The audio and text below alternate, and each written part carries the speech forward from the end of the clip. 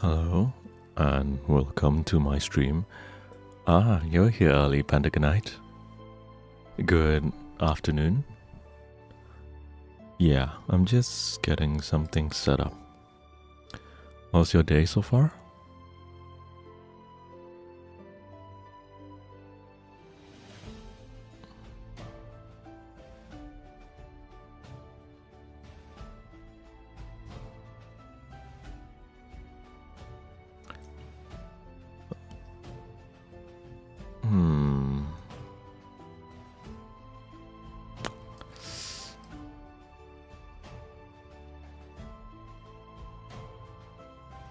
Very productive. I got everything I needed to be. Oh, that's good. That's very good. Productive days are good days. That's good to hear, man. Give me a bit while I hope your day hasn't been too tired. Yeah, it's I actually woke up a little late this morning. Woke up a little late. Minor bit late to work, but otherwise, it's still okay. All good, thank you. Let's give it a bit of time. Welcome everyone, and welcome to the stream if this is your first time coming in. Give me a quick moment to set up everything, and then I'll start with my storytelling. Hi Mary and hi Zaf, welcome again.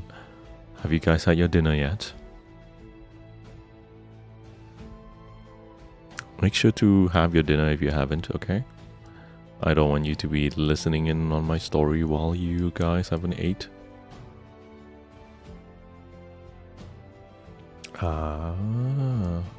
Hey Jester, aren't you supposed to be live currently? But welcome. Hi Liwon, welcome everyone. I'm just going to be reading a story, maybe, I don't know, accompany you while I read this story, and maybe if you enjoy it, then great. I just noticed how small your mouth are. It's so cute. Why, do you want me to have a big mouth? Is that what? Hello from TikTok. Hi, and hi. Give me a bit. I am setting up all the things that's left remaining. For those of you who don't know, we'll be returning to our story, chapter 16 of a story called A Girl's Love. Yeah, let me go find it. Oops.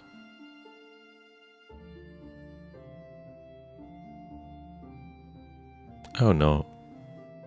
Seems to me that everything has crashed. Handsome guy. Thank you. I think my Chrome died. Give me a moment, guys. Hi, Sophia. Welcome. The hand gift on your pad is so adorable. Yeah. I mean, everyone loves Toothless, right? Not just me, I'm sure. Hello, bro. Okay, bye. It's the hair, so sleek. Thank you. Give me a moment. Okay. Let's see. I think my Chrome has crashed. I don't think I can do anything. Wait, can I? Oh, I can. I'm here for the bonus Toothless. I guess you can. I'm here for the Toothless. I guess you can be a bonus. Pentagonite, you hurt me. It's okay. All is fun and jokes. Let's see. She's engaged to blah blah, and it can't. Okay. Hi Zuyu. Oh my god, I haven't seen you in a while. Welcome.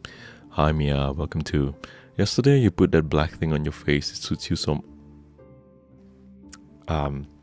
If you know what those are, I'm not so sure. Yeah, but it was based on the Love and Deep Space aesthetic that's been in the latest banner. Okay. Haley, thank you so much for the follow. almost forgot something. Let me see. Thank you so much for reminding me. Hi, welcome, and welcome to the stream. And I'll be starting very, very soon. I'm willing to give my soul to that little creature. Come on, everyone just wants the little cute dragon.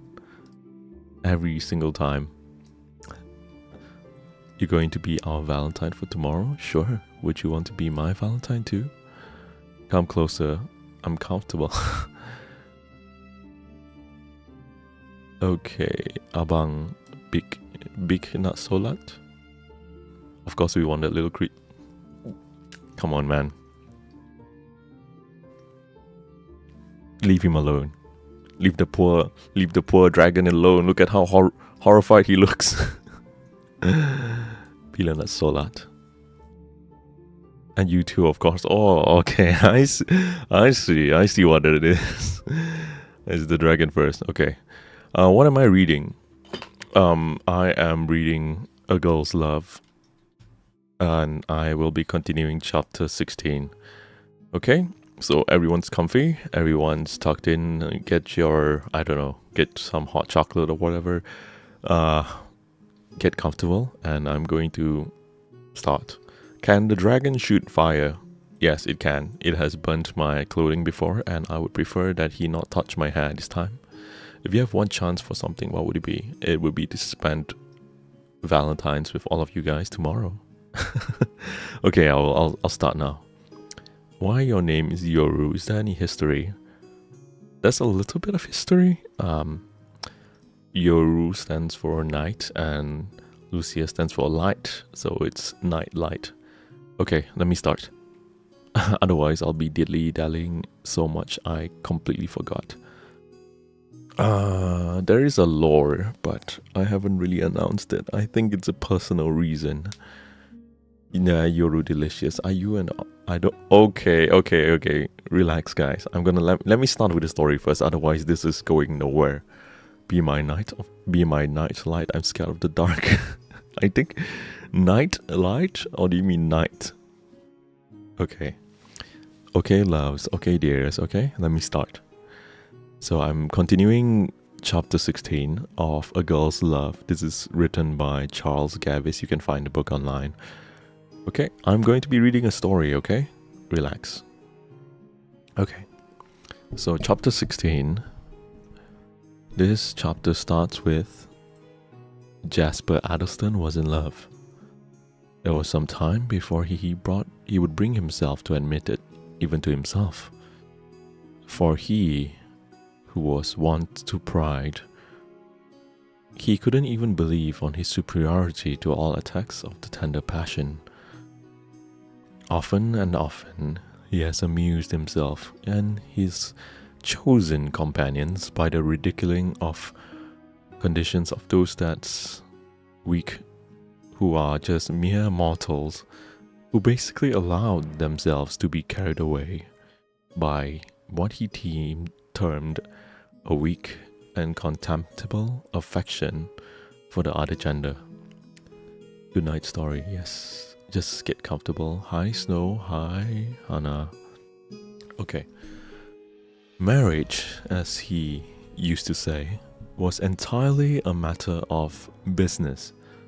A man didn't marry until he was obliged, and then only did so to better himself. As to love, and that kind of thing, well, it was an exploded idea, a myth which had died out. At any rate, too absurd a thing altogether for a man possessed of common sense. For such a man, for instance, Jasper Addleston, he had seen plenty of pretty women and was received by them with anything but disfavor.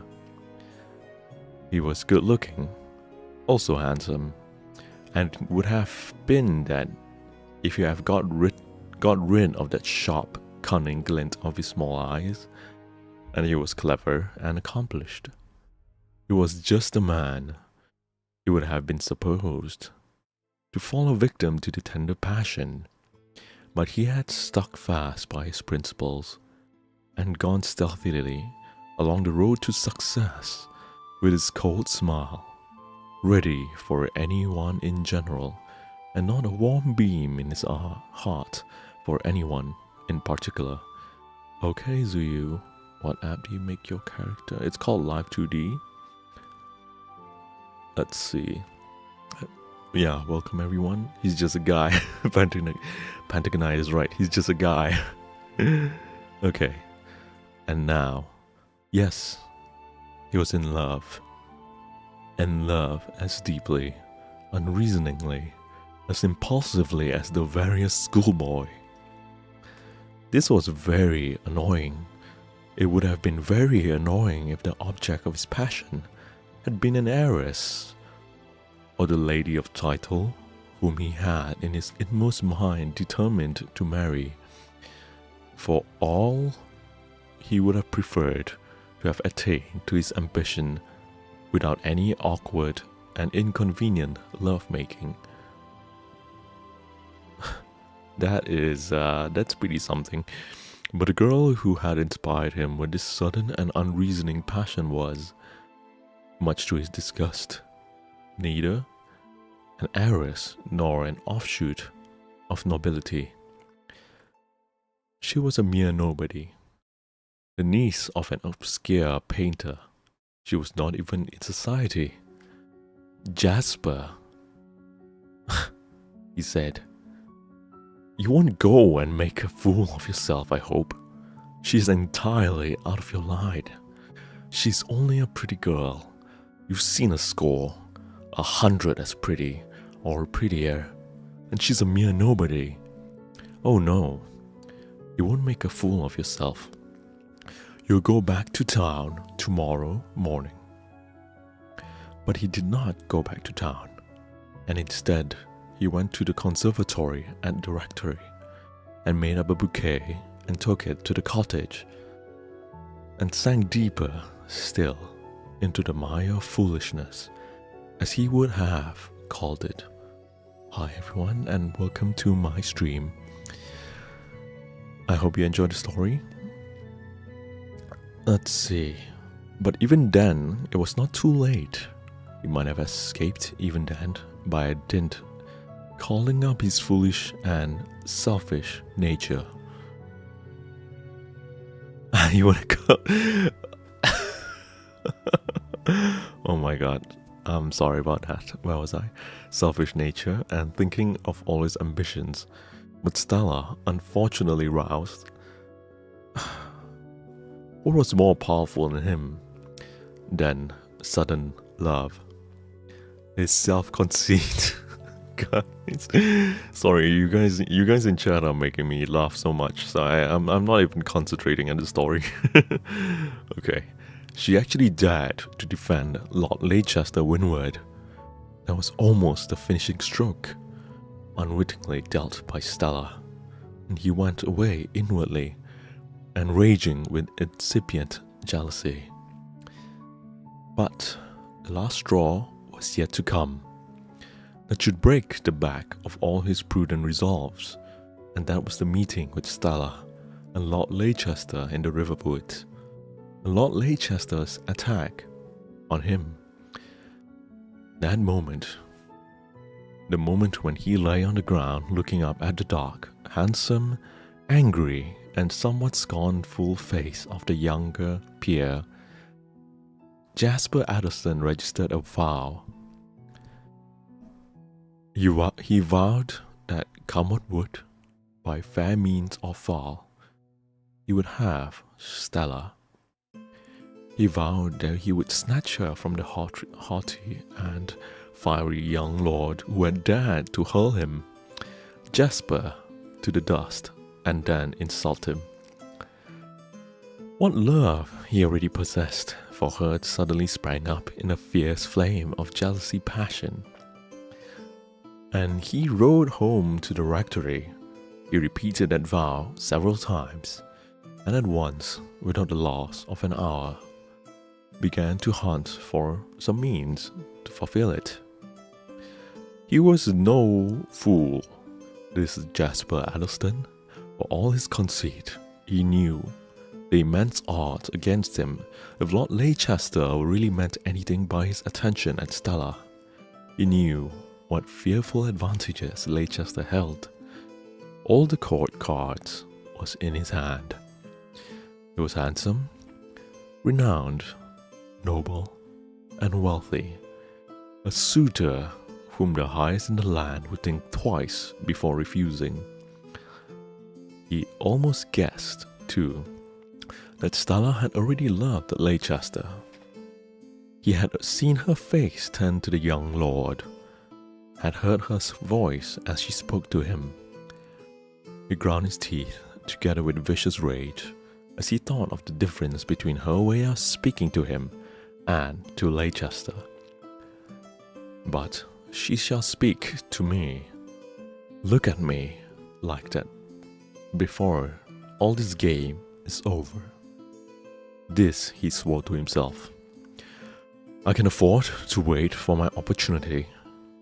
It will come, and I shall know how to use it. Yes, I'm determined now. I will take him. I will take him from her. It was a bold, audacious resolution, but then Jasper was both bold and audacious in the most dangerous of ways, in the cold, calculating manner of a cunning, unscrupulous man. Hey Fira, thank you so much, okay? He was clever, undoubtedly clever. He had been very successful, and he had made that success by his own unaided efforts. Already, young as he was already beginning to be talked about. When people were in any great difficulty at his branch of the law, they went to him, sure of finding him cool, ready, and capable. Is someone actually reading, or is it an AI? Do you really think I'm an AI? His chamber in the inns held a little museum of secrets, secrets about persons of rank and standing, who were supposed to be quite free from such inconvenient things as skeletons in cupboards. People came to him when they were in any social fix, when they owed more money than they could pay, when they wanted a divorce, or were anxious to hush up some secret, who threatened disclosure involved shame and disgrace, and Jasper Addleston was always ready with sound advice, and better still, some subtle scheme or plan.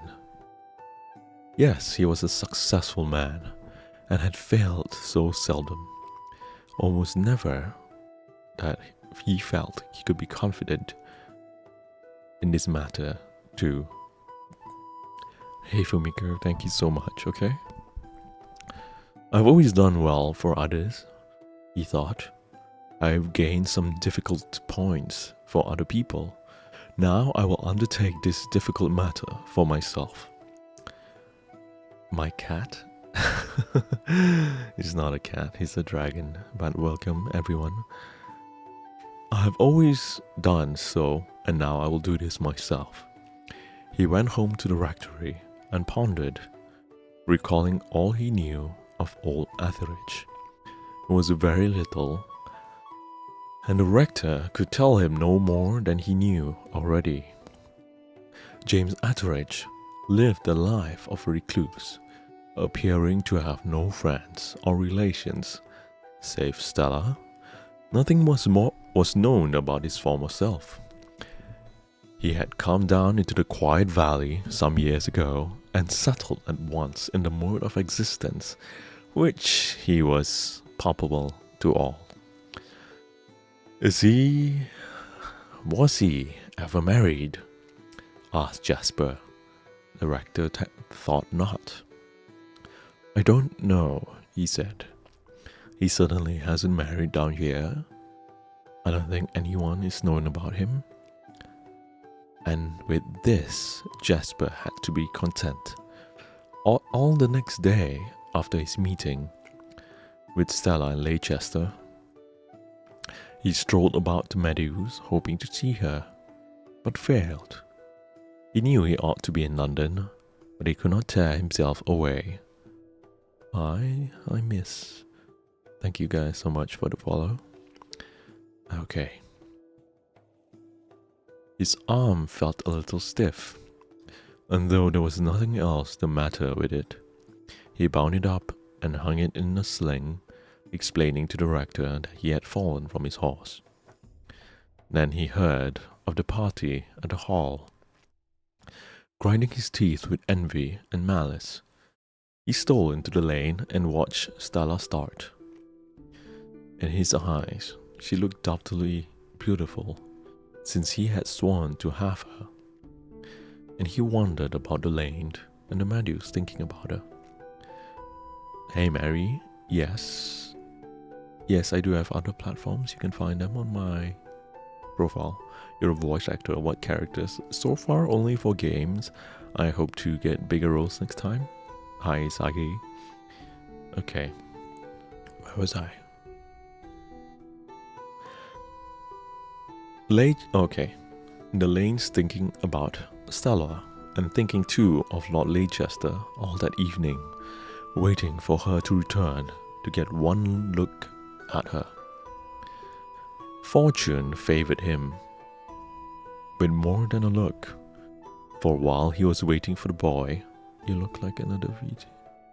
Yes, miss, I believe we might have the same parent. Fortune favored him with more than a look, for while he was waiting, the boy from the post office came down the lane, and Jasper, with very little difficulty, persuaded him to give up the telegram to his keeping. I'm sorry to say that Jasper was very tempted to open the telegram, and if he resisted the temptation, it was not in consequence of any pangs of conscience, but because he thought it would scarcely be worthwhile. It is only some commission for a picture, he said to himself. People don't communicate secretly by telegram, excepting in cipher. So he delivered it unopened, as we know.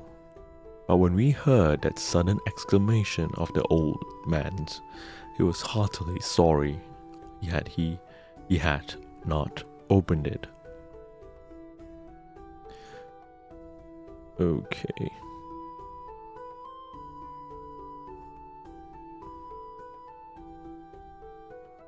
Okay. When he parted from Stella at the gate, he walked off down the lane, but only until out of sight, and then returned under the shadow of the hedge and waited. Hi everyone, welcome. Yes, I'm sure we're not the same person. Welcome everyone, hi. Yeah, if you guys want to find out, you can find my profile. I have other content as well. Thank you, and I will continue.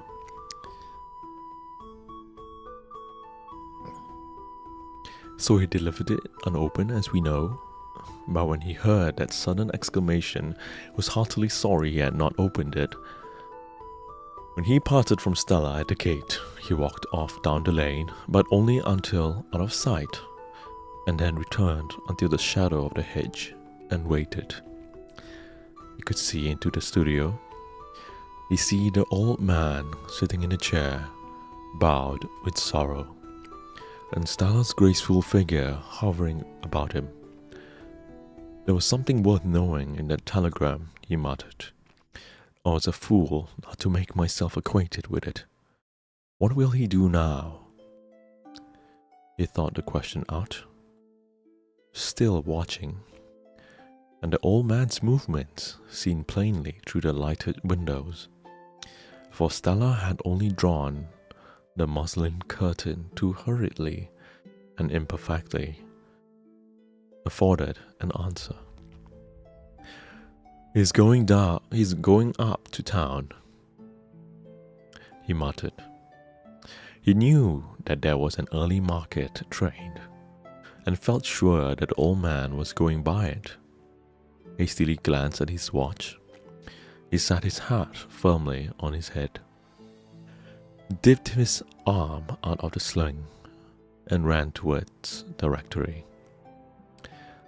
Entering by a side door, he went into his room and took a bag containing some papers. He secured his coat and umbrella and leaving a note on the table to the effect he was suddenly obliged to go to town and made for the station. For those of you who just came in, hi and welcome.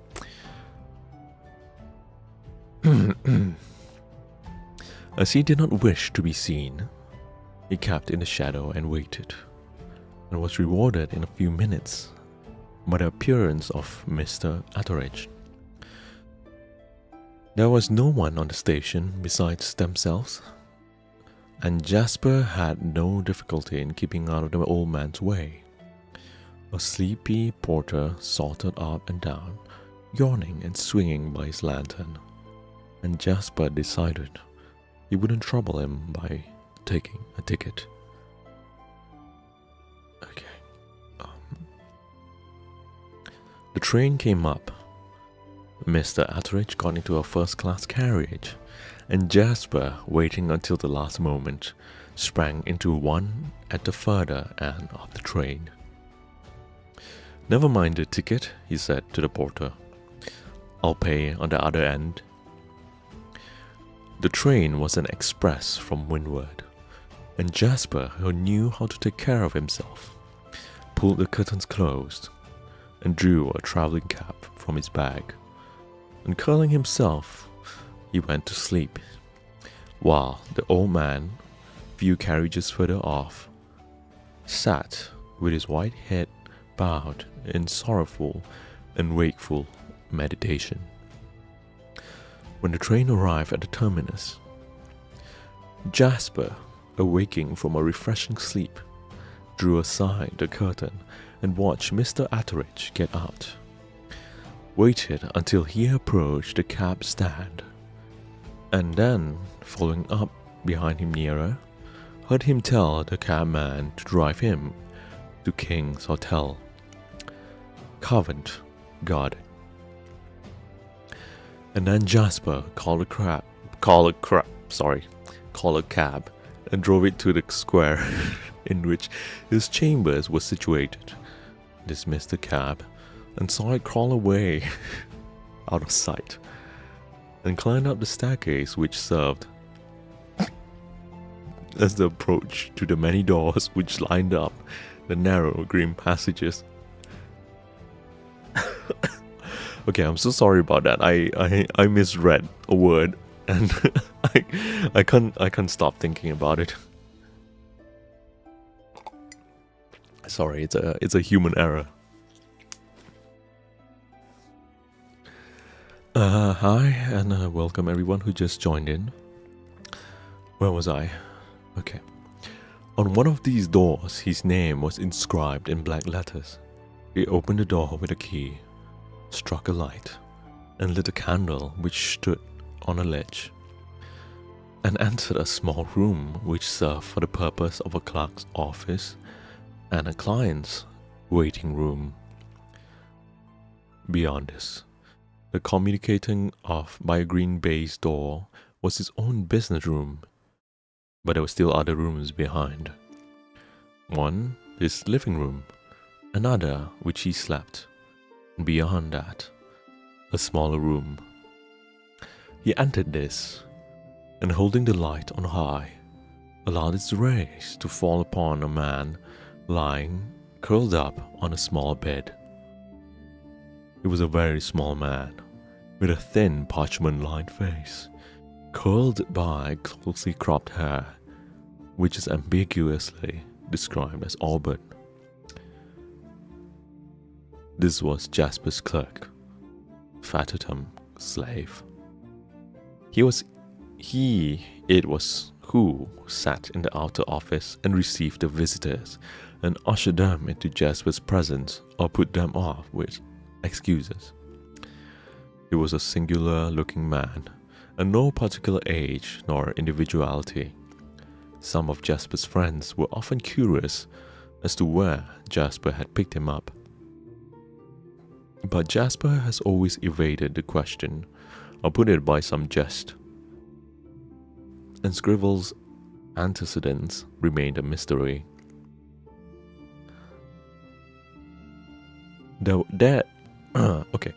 That he was a devoted and never-tiring servant was palpable to all. In Jasper's presence, he seemed to live only to obey his will and anticipate his wishes. Now, at the first touch of Jasper's hand, the man started and sat bolt upright, screening his eyes from the light and staring at Jasper expectantly. "Awake, Scribble?" asked Jasper. "Yes, sir, quite," was the reply, and indeed, as if he had been on the alert for hours past. "That's right. I need you now. Get up and dress and come into the next room. I'll lift the candle." You needn't, sir," was the reply. "I can see." Jasper nodded. "I believe you can, like a cat," he said, and carried the card with him. In a very few minutes, the door opened and Scribble entered. He looked woefully thin and emaciated, was dressed in an old but still respectable suit of black, and might have been taken for an old man, but for the sharp, alert look at his grey eyes and the sandy hair, which showed no signs of grey. Jasper was sitting behind his dressing table, opening the letters, which he had carried in from the other room. "Oh, here you are," he said. "I want you to go out." Scribble nodded. "Do you know King's Hotel, Covent Garden?" asked Jasper. "King's? Yes, sir." "Well, I want you to go down there." He paused, but he might have known the man would not express any surprises. "Yes, sir," he said, as coolly as if Jasper had told him to go to bed again. "I want you to go down there and keep a lookout for me." A gentleman had driven there, an old man, rather bent, with long white hair. "Understand?" "Yes," was the quiet reply. "Hi, Annie. He will probably go out first thing. Quite early, actually. I want to know where he goes." "Only the first place he goes to, sir?" was the question. Jasper hesitated. "Suppose to you to keep an eye upon him, generally till, say, 1 o'clock, then come back to me. I want to know his movements, his every direction. You understand, Scribble?" "I understand, sir," was the answer. "Any name?" Jasper hesitated for a moment. A faint color came to his face, and somehow was conscious of a strange reluctance to mention his name. Her name, but he overcame it. How's my day? I'm doing pretty good. Thank you for asking. Bible study? No, this is not. I'm just reading everyone a story.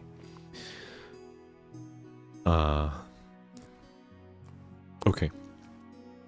"Yes, Etheridge," he said, quietly. "But that doesn't matter much. Don't make any inquiries at the hotel or elsewhere, if you can help it." "Very good, sir," said the man, and noiselessly he turned and left the room. Little did Stella, dreaming in the cottage by the sweet-smelling meadows and the murmuring river, think that the first woof of the web, which Jasper Addleston was spinning, was commenced that night in the green chambers of Lincoln's Inn. As little did Lady Winwood guess, as she lay awake, vainly striving to find some means of averting the consequences of her son's infatuation for the painter's niece, that a keener and less scrupulous mind had already set to work in the same direction. Okay, that was chapter 16.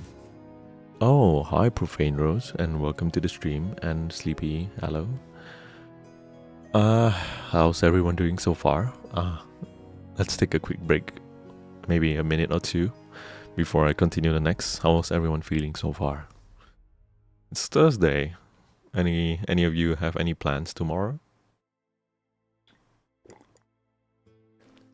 It is, after all, going to be Valentine's.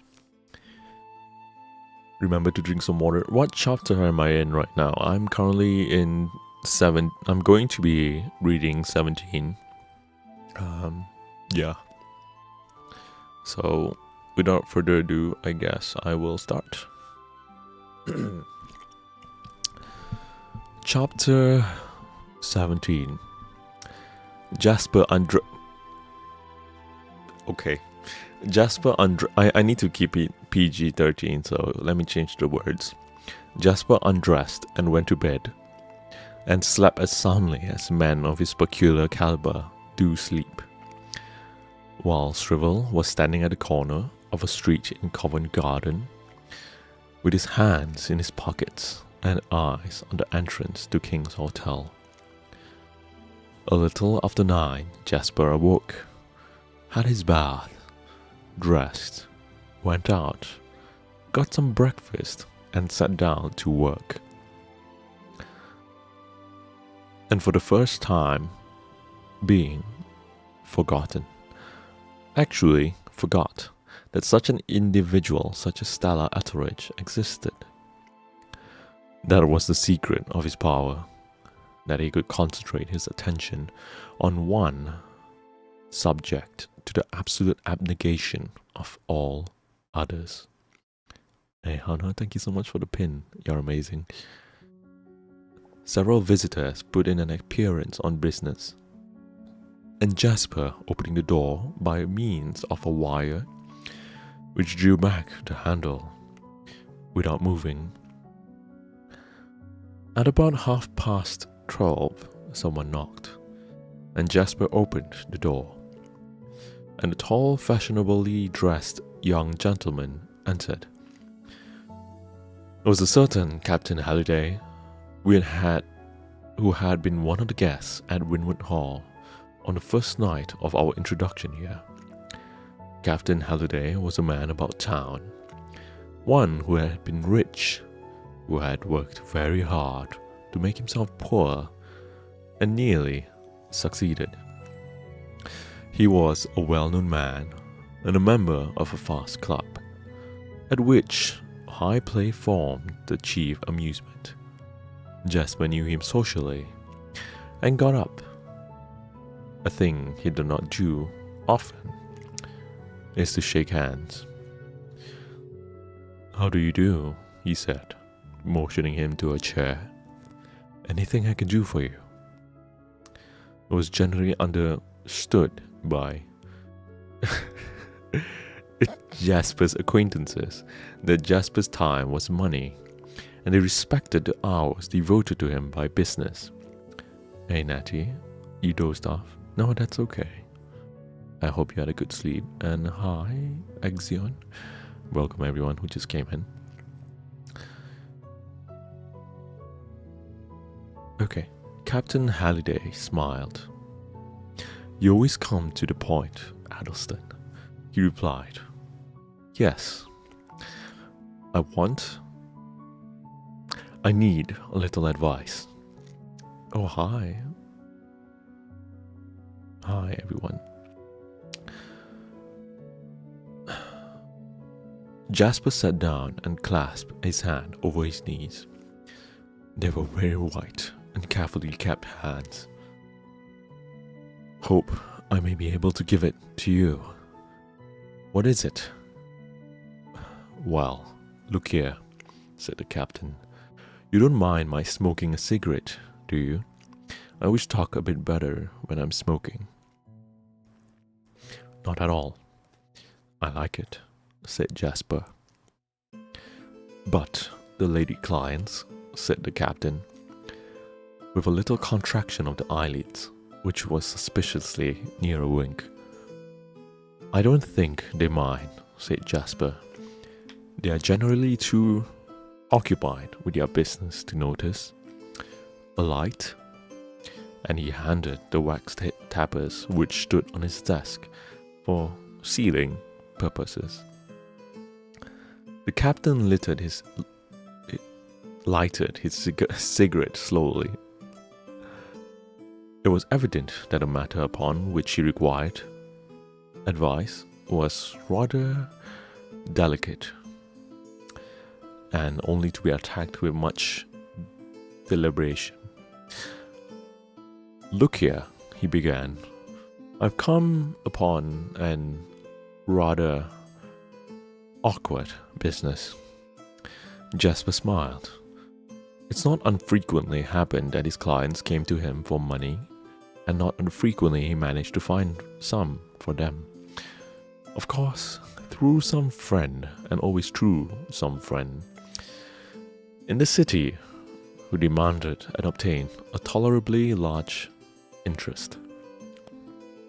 I see a lot of new people. Welcome. I am reading A Girl's Love, Chapter 16, by Charles Garvice.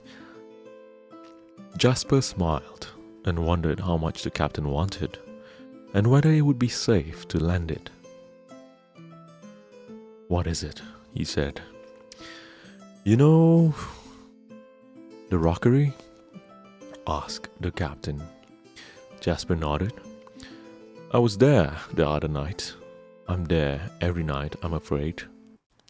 He added, but I'm referring to the night before last. Yes, said Jasper, intending to help him. And luck went against you, and you lost a pile. No, I didn't, said the captain. I won a pile. Huh. I congratulate you, said Jasper, with a cool smile. I won a pile, said the captain, from all round, but principally from a young fellow, a mere boy, who was there as a visitor, introduced by young Bellamy. Do you know a young Bellamy? Yes. Said Jasper. He was very busy. Everyone knows Bellamy. Well, the young fellow. I was awfully sorry for him. Hi, Luna. And thank you again, Farhana. Love you so much. And yeah, hi everyone who just came in. Where was I? Well, the young fellow, I was awfully sorry for him. I tried to persuade him to turn it up, but he wouldn't. You know what youngsters are when they are green at this confounded game? Jasper nodded again, rather more impatiently. Scribble would back directly, and he was anxious to hear the result of his scrutiny.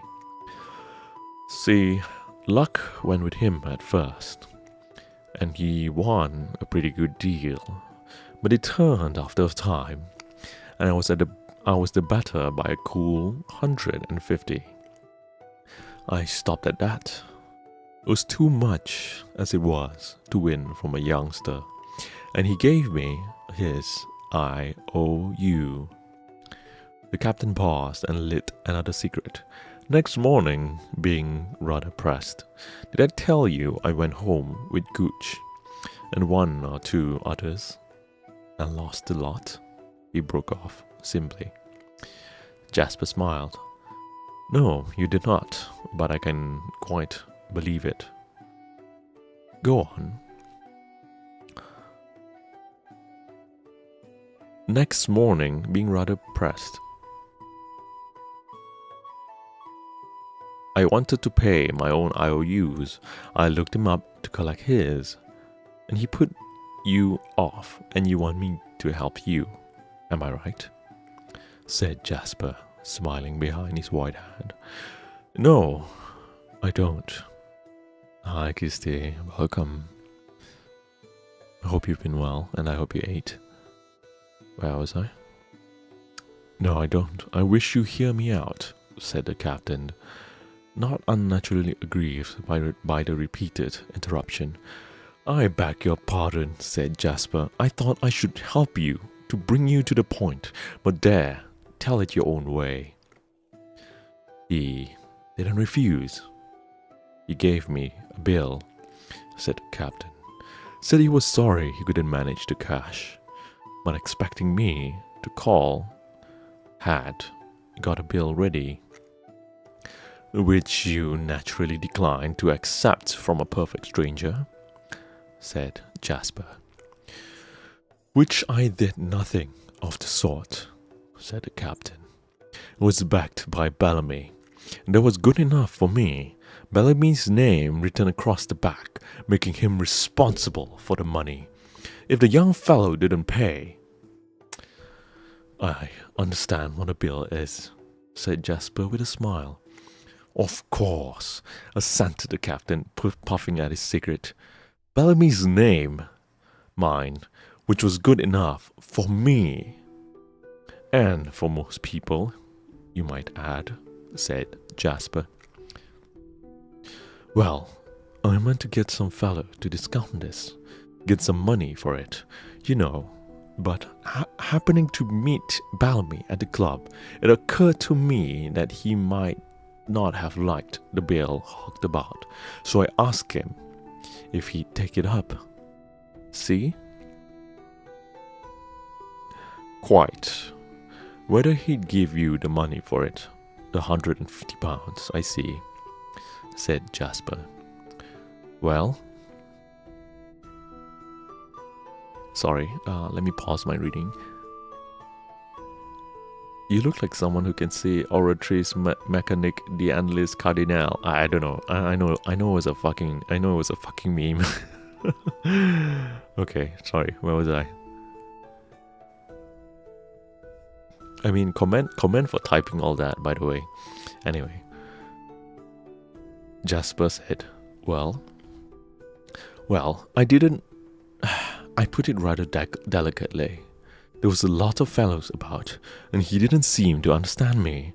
What bill do you mean, old man? He said. I took an oath to not fly any more paper a year ago, and I've kept it, by George. Jasper leaned forward slightly, the keen hard look which comes into the eyes of a hound that suddenly scent game came into his.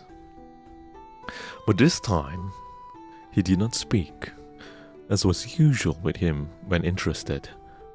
He instead remained silent. Well, I flatter myself I played a cool hand, said the captain, complacently flickering the ash from his cigarette. I knew the bill was, what is it called? A forgery, said Jasper coldly. I'm sorry, to his what? Sorry, let me take a pause.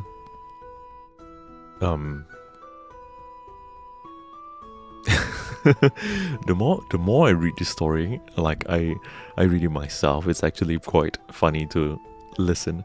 Luna, I'm reading Only a Girl's Love by Charles Garvice, and I'm chapter 17. I don't know. This story is a very, very extreme English story. So take heed for those of you who don't know. A forgery, but I felt for the poor young beggar and didn't want me to be hard on him, so I pretended to Bellamy that I made a mistake and meant somebody else, and explained that I'd been had a champagne rather freely the other night. And you know Bellamy? He was satisfied. Huh. Well, said Jasper in a low voice. Well, then I took a cab and drove to 22 Percival Street. He paused He paused abruptly and bit his lip. But Jasper, though he heard the address and stamped it, as it were, into his memory, showed no sign of having noticed it, and examined his nails curiously. I drove to the young fellow's room, and he confessed to it. Poor young beggar! I pitied him from the bottom of my heart. I did indeed. Wrong, I know. Justice, an example, and all that you'll say. But if you've seen him, with his head buried in his hands, and his whole frame shaking like a leaf, why, you'd have pitied him yourself. Jasper put his hand to his mouth to hide a sneer. Yes, very likely, he said. Most likely. I have a particularly soft heart for forgers. The captain started slightly. It was a horrible word. I don't believe the young beggar meant it, not in a cold way. You know, but he was so knocked off a heap by dropping down on him. So afraid, looking like a washler, that the idea and the bill struck him, and that he did it. He swears that Bellamy and he are such chums that Bellamy wouldn't have minded. Ah, said Jasper with a smile. The judge and jury will look at that in a different light. The judge and jury, of course, but in this case, what do you mean? Demanded the captain. You don't think I'm going to, what's his name, prosecute? Then, why else are you here for? Jasper was going to say, but politely corrected it to, then, what can I do for you? Well, here's the strange part of the story. I went home to find the bill and tear it up. Jasper smiled again and again, hid the delicate sneer. But if you'll believe me, I couldn't find it. What do you think I've done with it? I don't know, said Jasper. Lit your cigar with it for all I care. Okay. I'm gonna take a quick pause. Casey, thank you so much. Love you. And Douglas is so cute. Yes, it is. To correct Hannah and Snow, I believe this is like 80s. I think it's towards 80s where they have cars. Okay, I'm going to continue, okay?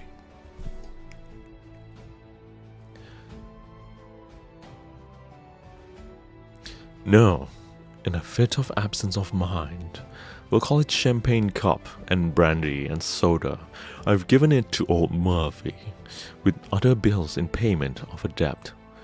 Think of that. That as a poor young beggar, almost out of his mind, with remorse and terror, and that old wretch Murphy has got that bill.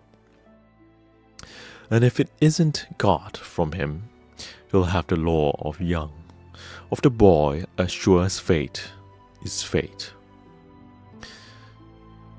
Yes, I know Murphy, said Jasper with a delicate coolness. He'd be so wild that he'd not rest satisfied until he sent your fast young friend across the hearing pond. But he mustn't.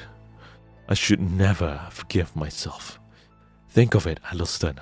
Quite a young boy, a curly-headed young beggar that ought to be forgiven a little thing of this sort. A little thing, you said. Jasper laughed. He also rose and looked as if he had already expended as much of his time as he could afford.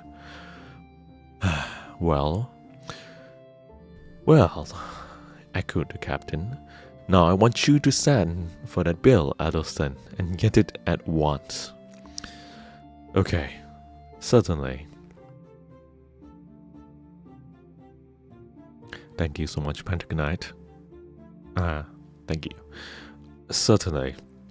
I may be permitted to mention that you are doing rather well. Very, very injudicious thing. You are losing 150 pounds to save your gentleman from, well, departing from the bond to which he will certainly sooner or later wend. He will get transported sooner or later. A youngster who begins like this always goes on. Why lose 150 pounds? But there, he added, seeing a look of quiet determination on the captain's honest, if simple, face. That is your business. Mine is to give advice, and I've done it. If you'll write a check for the amount, I'll send my clerk over to Murphy's. He is out at present, but he'll be back. Looking at the clock. Before you have written the check, and he handed the captain a pen, and motioned him politely to the desk. But the captain changed color, and laughed with some embarrassment. Look here, he said. Look here, Addleston. It isn't quite convenient to write a check. Confound it. You talk as if I had the old balance at my banker's. I can't do it. I ask you to lend me the money, see? Jasper had a start of surprise, though he felt none. He knew what was coming. I'm very short right now, and I'm very sorry, my dear fellow, he said, but I'm afraid I can't do it. I am very, very short, and I have some heavy matters to meet. I've been buying some shares for a client, and I'm quite cleared out for the present. But, pleaded the captain, earnestly, more earnestly than he had ever pleaded for a loan on his own account. But think of the youngster, Addleston. Then Jasper smiled, a hard and cold grin. Excuse me, Halliday, he said, thrusting his hand in his pockets. But I have been thinking of him, and I can't see my way to doing this for a young scoundrel. He's no scoundrel, said the captain with a flush. Okay, a young forger then, if you prefer it, my dear fellow, said Jasper with a cold laugh, who ought to be punished. And if anyone deserves punishment, why, it is compounding a felony, he added virtuously. Oh, come now, he said with a troubled smile. That's nonsense. You talking like that. I want the matter hushed up, Addleston. Well, though I don't agree with you, I won't argue the matter, said Jasper. But I can't lend you the money to hush it up with, all of these, Halliday. If it were for yourself, however... Okay.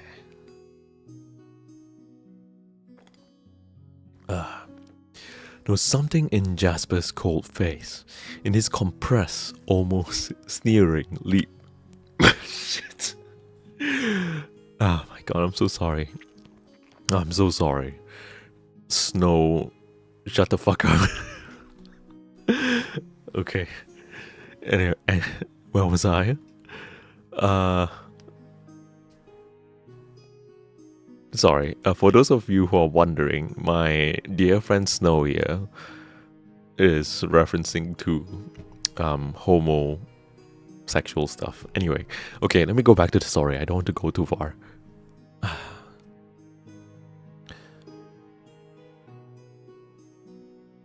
There was something in Jasper's cold face, in his compressed, almost sneering lips and hard, keen eyes that convinced the captain any further time expended and endearing to soften Jasper Addleston's heart would be time wasted.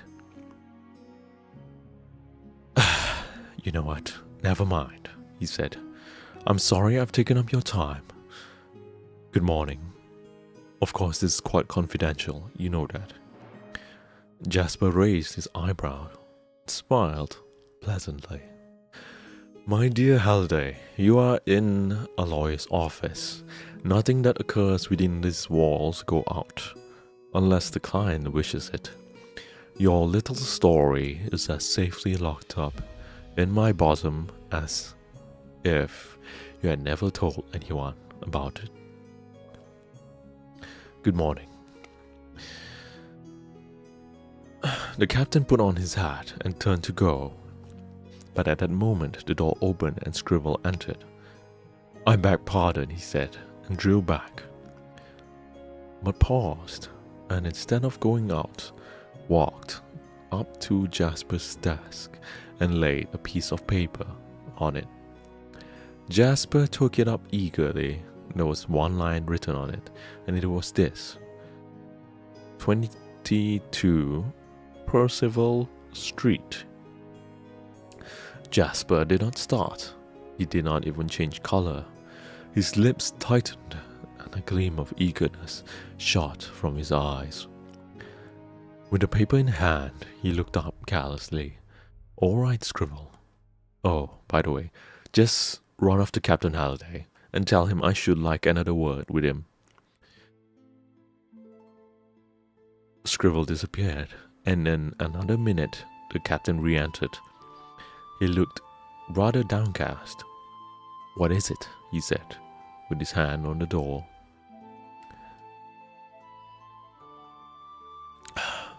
Jasper went and closed it, and then laughed in his quiet, noiseless way.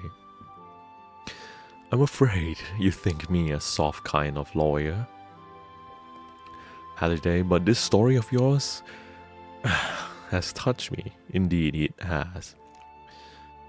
The captain nodded and dropped into a chair. Hi, Livy. Welcome. Hi, Anna. I'm reading A Girl's Love. I thought it had, he said. Simply. Well, I believe this story will touch anyone, wouldn't it? Yes, said Jasper, with a sigh. It's very wrong, you know. Altogether out of line, but I suppose you set your heart on hushing it up, huh? I have. Indeed, said the captain eagerly. And if you knew all, you'd say the same. Haven't you told me all? Said Jasper. I don't mean the boy's name. You can keep it if you like. No. I don't mean to conceal anything, but if you'll help me, said the captain. Of course, if you have decided not to, I should have kept it in the dark about his name. Of course, said Jasper with a smile, and he glanced at the slip of paper.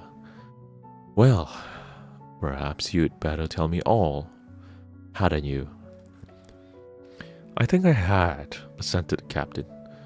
Well, the youngster's name is Etheridge. How do you spell it? Asked Jasper, carelessly. The captain spelled it.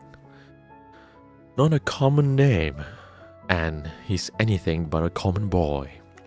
He's a handsome youngster, and I couldn't help pitying him, because he had been left to himself so much. Etheridge, no friends, and all that sort of thing. How's that? Asked Jasper, with his eyes cast down, a hungry eagerness eating at his heart. There was some mystery after all, then, about the old man.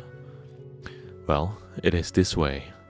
It seems he's the son of an old man, a painter, or a writer, or something, who lives far away in the country, and who can't bear this boy near him. Oh my God! Is this the uncle's son? Why? Asked Jasper, examining his nails. Well, because he's like his mother, said the captain, simply. And she She ran away with another man and left the boy behind. I understand. Yes, resumed the captain. Usual thing. The husband, this boy's father, was awfully cut up. He left the world and buried himself and sent the boy away. Treated him very well, though, all the same. Sent him to Athens, and to Cambridge, and under the care of a tutor, that sort of thing, but couldn't bear to see him. He's up now for the holidays. The boy, I mean. I understand, said Jasper. Quite a story, isn't it? And he paused to throw the piece of paper on the fire. Do you think the boy has communicated with his father ever since? Heavens, no, not unlikely. He said something about telegraphing. Ah, yes, just so, said Jasper. Well, it will be inconvenient, but I suppose I must do what you want. The sooner we get this over, the better. And he sat down and drew out his checkbook. Thanks, muttered the captain. I didn't think a good fellow like you would stand back. I didn't, indeed. I ought not to do it, murmured Jasper with a shake of her head as he rang the bell. Take this letter to Murphy and wait, Scribble, he said. Scribble disappeared noiselessly. By the way, said Jasper, have you mentioned this to anyone except me? No, not to a soul, replied the captain. Okay, and you bet I shall not. Of course, said Jasper with a smile. It wouldn't be worth spending 150 to hush up if you did. Mention such a thing to one person, excepting me, of course. And he smiled. And you let the whole world know. Where do you get all this information? From Bellamy, the boy's chum. Sorry, charm. Too much cyberpunk, said the captain. He asked me to look him up occasionally. I see, said Jasper. You won't mind my writing a letter or two, will you? Go on, said the captain, lighting the fifth cigarette. Jasper went to a cupboard and brought out a small bottle of champagne and a couple of glasses. The generous glow of so virtuous an action, which, by the way, is strictly illegal, suggests something to drink, he said with a smile. The captain nodded. I didn't think you did this sort of thing here, he said. I don't, as a rule, said Jasper with a dry smile. Will you slip that bolt into the door? The captain, greatly enjoying anything in the shape of an irregularity, did as he was bidden, and two sat and sipped their wine. And Jasper threw off his dry business air and chatted about things in general until Scribble knocked. Jasper opened the door for him, took an envelope from his hand, and carried it to the desk. Well, said the captain. All right, said Jasper, holding up the bill. The captain drew a long breath of relief. I feel as if I had done it myself, he said with a laugh. Poor young beggar. You'll be glad to know he's get to get off scot-free. Ah, said Jasper. By the way, hadn't you better drop him a line? Right, exclaimed the captain. That's a good idea. May I write it here? Jasper pushed a sheet of plain paper before him and an envelope. Don't date it from here, he said, dated from your lodgings. You don't want him to know that anyone else knows anything about it, of course.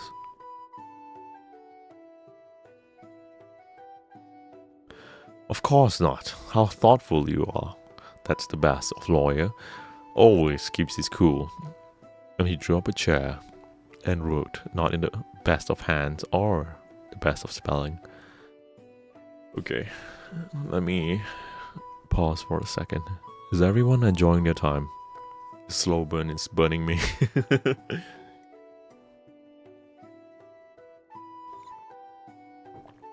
I've been talking non-stop. Give me a moment.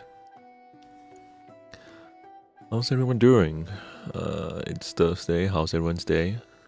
Oh my god, Kissy dearie. You don't have to do that. Thanks, love. Thank you so much for the hot hands.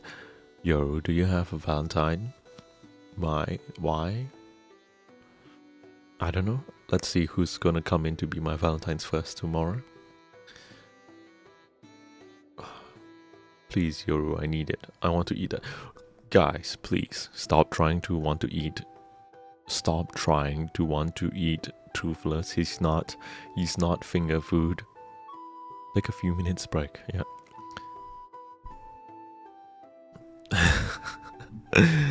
I know. For those of you who have any Valentine's plans, then good. For those who don't, I'll be live tomorrow night. Happy Valentine's Day, Fumiko. How's your stream? Why tomorrow when I can ask today? Okay, Snow. Let's see tomorrow. Thank you so much, Fumiko. But I think that's supposed to be for tomorrow. Imagine having Valentine's. It's okay. It's okay. Emergency food. No, please stop trying to eat Toothless. Good and gonna be me. I see everyone's here for the ASMR.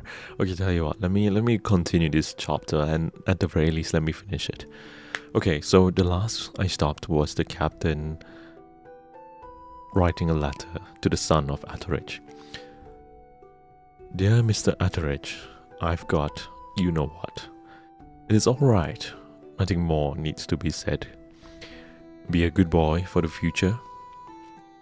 Yours truly, Harry Halliday. Halliday. Okay. Jesus, Snow, please. How's that? He asked, handling the note to Jasper. Jasper looked up. He was bending over his desk. Oh my god. Jesus, what the fuck did I just read? Okay. Context, people, everyone, please. Context. Jasper looked up. He was bending over his desk, apparently writing a letter, and looked up with an absent expression. No, it's just that chat in Twitch is pretty gay stuff. Okay, anyway. He said. Oh yes, that will do. Stop though, to set his mind quite at rest. Better say that you have destroyed it. As you have, see? As he took the envelope and held it over the tapper until it burnt down nearly to his finger, dropping the remaining fragment on the desk and allowing it to turn and smolder away. The captain added a line to that effect. Now, your man can run with it, if you'll be so good. Jasper smiled. No, he said, I think not. I'll send a commissionary. He rang the bell and took up the letter. Send this by the commissioner, he said. There is no answer. Tell him to give it in and come away. And now, I'm off, said the captain. I'll let you have a check in a day or two, Alston, and I'm very much obliged to you. All right, said Jasper, with a slightly absent air, as if his mind was already engaged with other matters. No hurry. Whenever it's convenient. Goodbye. He went back to his desk before the captainess left the room and bent over his letter. But as the departing footsteps died away, he sprang up, locked the door, and drawing a slip of paper from under his blotting pad, and held it before him with both hands and looked down at it with a smile of eager triumph. It was the forged bill, and without a word or gesture, he looked at it for a full minute, gloating over it as if it was some live, sentient, lying thing in his path, and utterly at his mercy. And at last he raised his head, and his lips parted with a smile of conscious power. So soon, he muttered. So soon. Fate is with me. She's mine. My beautiful Stella. Yes, she will be mine.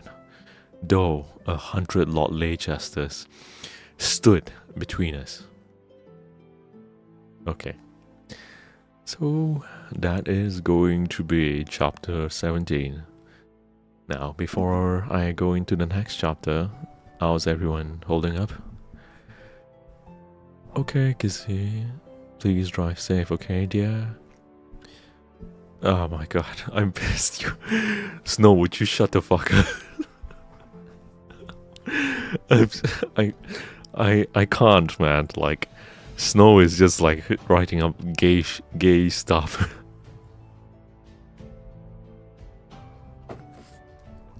Hello, hi, welcome everyone.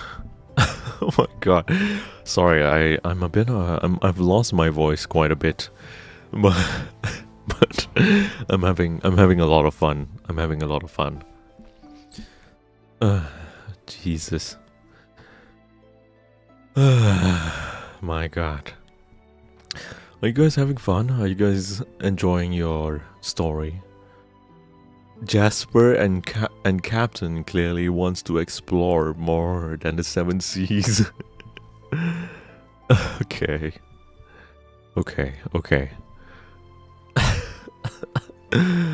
My throat hurts. Fuck. My throat hurts so much. Oh my god, Kizzy love, please. No need for that. Please drive safely, okay? Hydrate some more, please. Okay, guys. Give me a second. I need to get more water because I've run out of water. Just give me a moment. Don't go anywhere. I'll be back. I'll be back for all of you.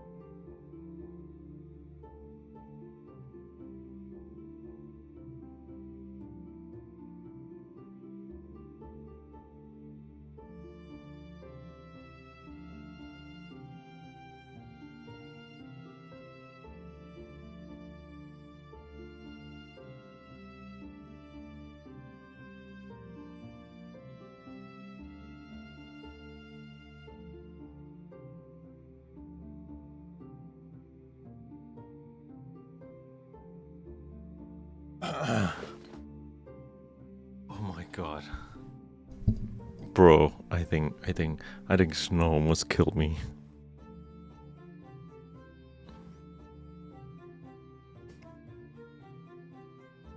Okay, how's everyone doing? When I do... It's okay. Okay, I'm back. So, does everyone want chapter 18? I was thinking of doing 2 chapters today, but if everyone wants chapter 18, I'll just go ahead.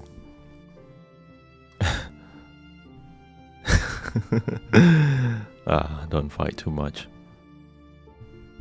Okay, tell you what, I'll just go ahead. Chapter 18. When Stella awoke in the night. When Stella slept through the night and awoke in the morning, it was a start that she remembered the scene of last night, and that she was, with the exception of Mrs. Penfold, alone in the cottage.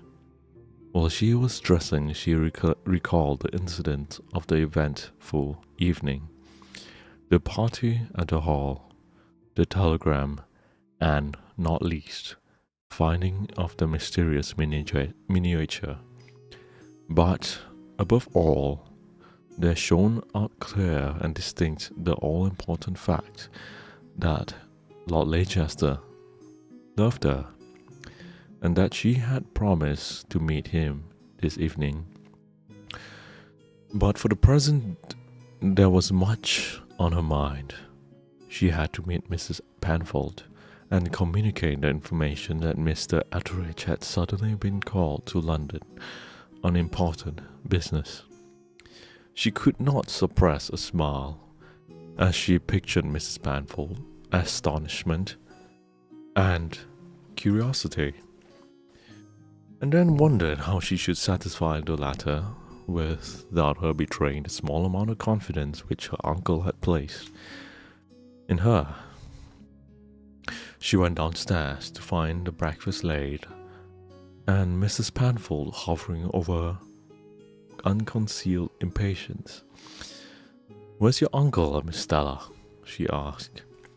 "I do hope he hasn't gone sketching before breakfast, for he's sure to forget all about it and won't come back till dinner time. If he does, then..." "Uncle has gone to London," said Stella. "To where?" demanded Mrs. Penfold. Then Stella explained. "Gone to London last night. Hasn't slept in his bed." "Why, miss? How could you let him go?" He was obliged to go," said Stella, with a little sigh and rueful glance at the empty chair opposite her own. "Obliged!" exclaimed Mrs. Penfold. "Hi, welcome everyone. Hi, Lee."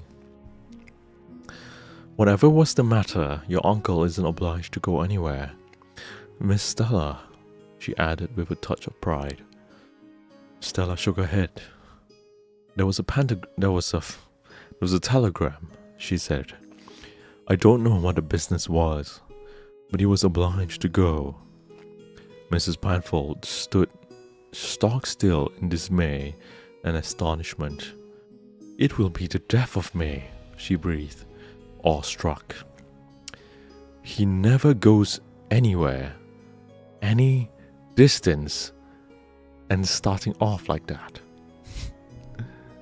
Miss Stella in the dead of night, and after being out at the hall. Why, it's enough to kill a gentleman like him who can't bear any noise or any sudden like." "I'm very sorry," said Stella. "He said that he was obliged to go." "And when is he coming back?" asked Mrs. Penfold. "I don't know. I hope today? I do hope today. It all seems so quiet and lonely without him." And she looked round the room and sighed. Mrs. Panful stood with the waiter in her hand, staring at the beautiful face. You don't know what it is, Miss Stella? She asked in a low voice, with certain significance in her tone. Stella looked up at her. No, I don't. Uncle didn't tell me, she replied. Mrs. Panful looked at her curiously and seemed lost in thought. And you don't know where he's gone, Miss Stella? I don't ask out of curiosity. I'm sure of that, said Stella. No, I don't know. And you don't guess, said Stella. Mrs. Panful turned the waiter in her hand and said suddenly, I wish Mr. Addleston was here. Stella started. Mr. Addleston? Mrs. Panful nodded. Yes, Miss Stella. He's such a clever young gentleman, and he's so friendly he'd do anything for your uncle. He was always friendly, but he's more ever now. What chapter now? I'm in chapter 18. I just started. Hi, Zuyu. Welcome back. Yeah, welcome back, darling. Mrs. Panful looked at her with a smile, which died away before Stella's look of unconsciousness. I don't know, Miss Stella, but he is. He's always about the cottage. Oh, I forgot. He called yesterday and left something for you. And she went out, returning presently with a bouquet of flowers. I took them in the pantry to keep cool and fresh. Aren't they beautiful, Miss Stella? Very, said Stella, smelling them and holding them in a little way from her, in a manner of her gender. So very beautiful. It is very kind of him. Are they for Uncle or for me? Mrs. Panful smiled. For you, Miss Stella.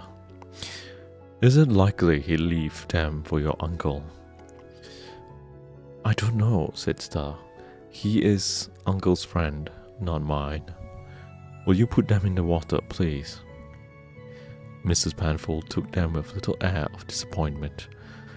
It was not in this cool manner she expected Stella to receive the flowers.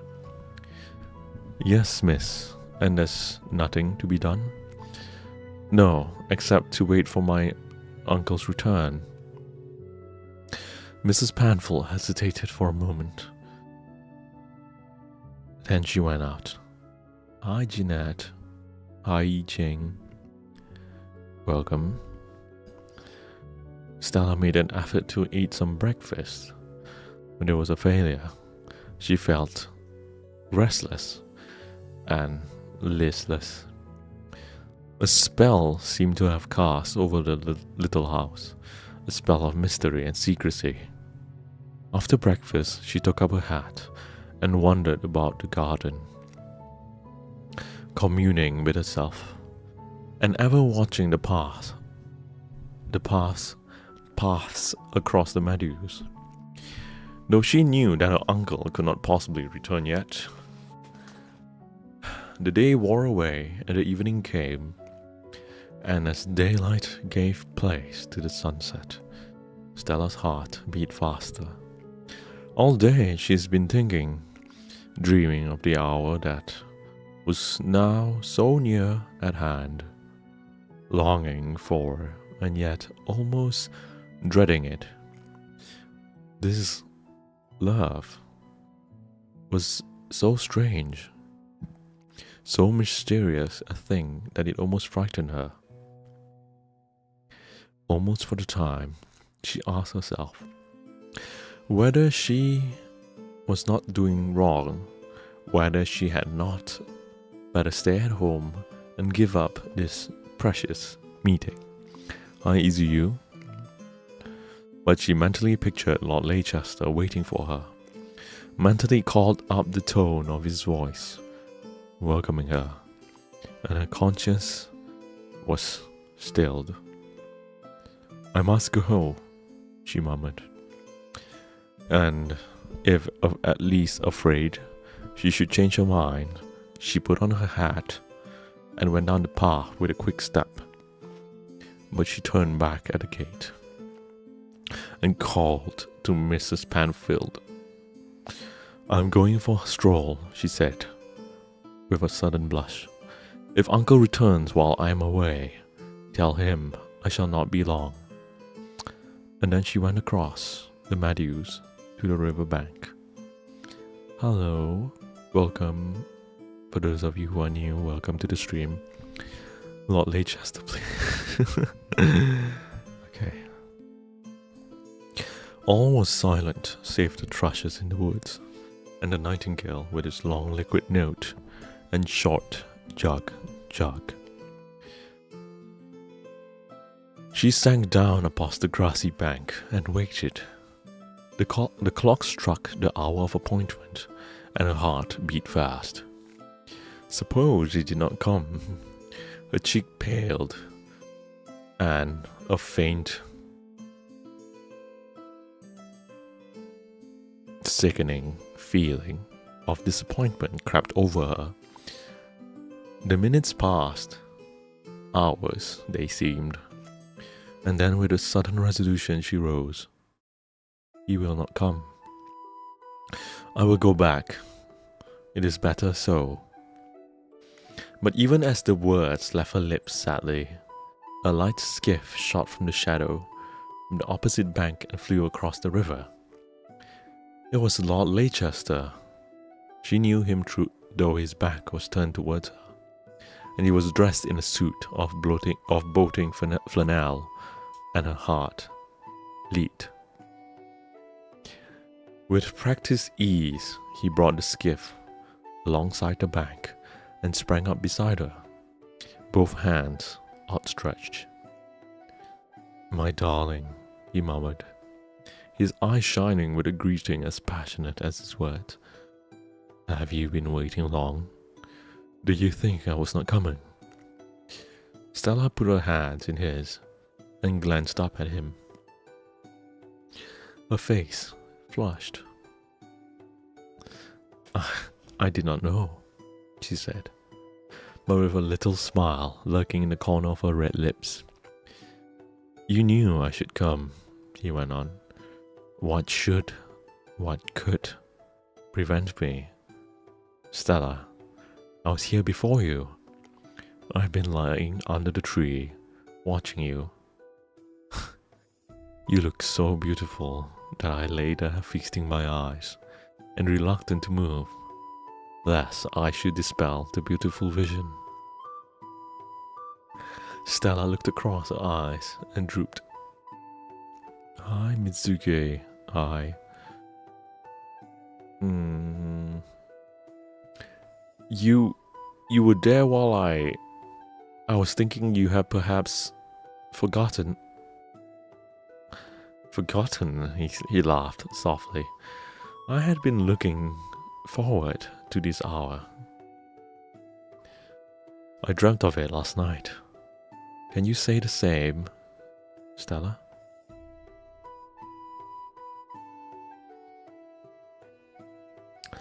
How was my day? My day is good. Hi, welcome everyone. She was silent for a moment, and then she looked up at him shyly. As a soft yes dropped from her lips. He would have drawn her close to him, but she shrank back with a little frightened gesture. Come, he said, and he drew her gently towards the boat. Stella hesitated. Suppose, she said, someone saw us? And the color flew to her face. And if, he retorted, with a sudden look of defiance, which melted in a moment. There's no fear of doing that, my darling. We will go down the water. Come. There's no resisting that low voice mingling of entreaty and loving command with the tenderest care.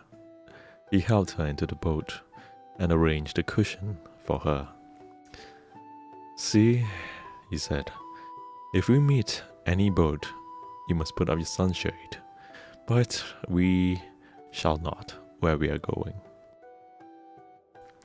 Stella leaned back and watched him under her lowered lids as he rowed, every stroke of the strong arm sending the boat along like an arrow from the bow. And an exquisite happiness fell upon her. She did not want him to speak.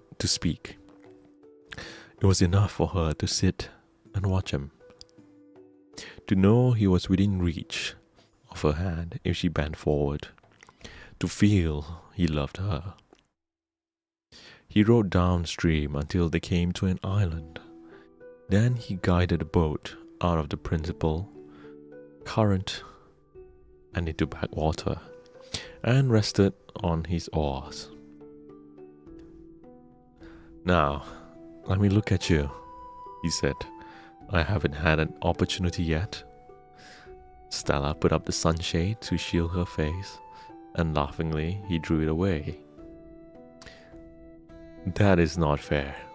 I've been thirsting for a glance of those dark eyes all day. I cannot have them hidden now. And what are you thinking of? He asked, smiling, but with suppressed eagerness. There is a little serious look in those eyes of yours, of mine. They are mine, are they not, Stella? Are they not? What is it? Shall I tell you? She answered, in a low voice. Yes, you shall whisper it. Let me come nearer to you. And he sank down at her feet and put up his hands for hers. Now then. Stella hesitated for a moment. I was thinking and wondering whether this isn't very wrong, Leicester. The name dropped almost inaudibly, but he heard it and put her hand to his lips. Wrong? He said, as if he was weighing the question most judiciously. Yes and no. Yes, if we do not love each other, we too. No, if we do. I can speak for myself, Stella. My conscience is at rest because I love you. And you? Her hand closed in his. No, my darling, I would not ask you to do anything wrong. It may be a little unconventional. This stolen half hour of ours, perhaps it is.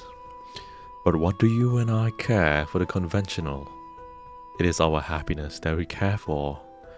And then he smiled at Stella.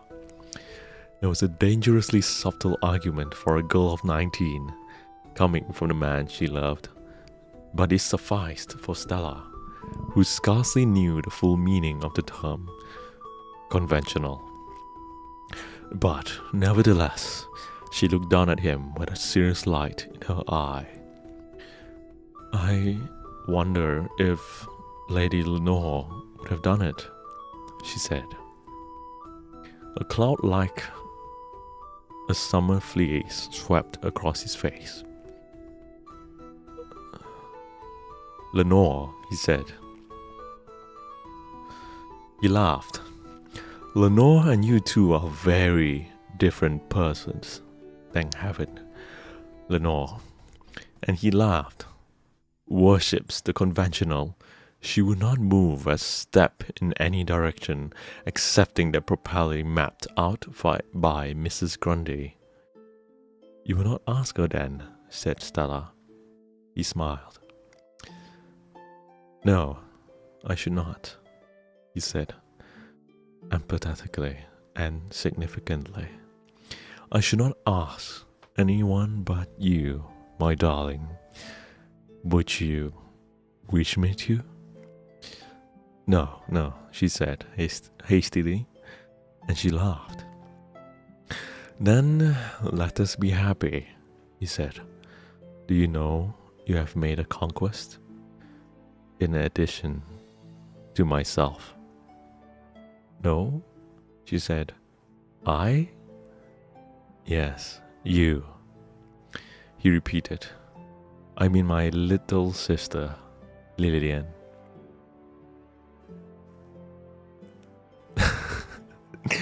Ah, said Stella with a little glad light in her eyes.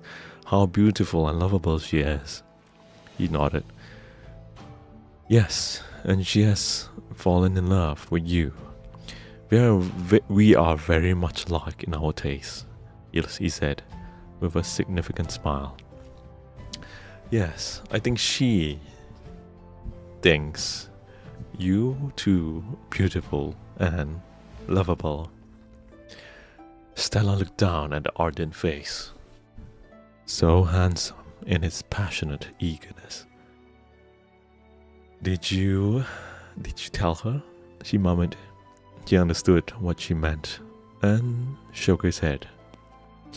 No, it was to be a secret for the present, my darling. I did not tell her. She would be sorry, said Stella. They would all be sorry, would they not?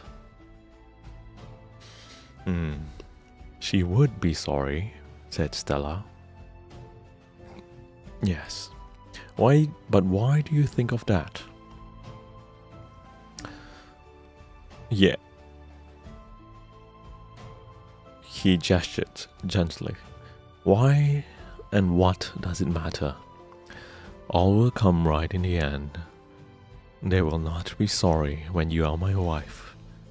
When is it to be, Stella? And his voice grew thrillingly soft. Stella started, and with a scarlet blush flushed her face. No, she said almost pantingly. Not for very, very long, perhaps never. It must be very soon, he murmured, putting his arm around her. I could not wait. I can wait no longer. I could not endure existence if we should chance to be parted. Stella, I never knew what love meant until now. If you knew how I have waited for this meeting of ours, how the weary hours have hung with leaden weight upon my hands, how misery dull the day seemed, then you would understand. Perhaps I do, she said softly, and the dark eyes dwelt upon his musingly as she recalled her own listlessness and impatience. Then you must think yes, I do, he said, quick to take advantage. Say you do, Stella. Think how very happy we should be. She did think, and the thought made her tremble with excess of joy. Okay, 1 second.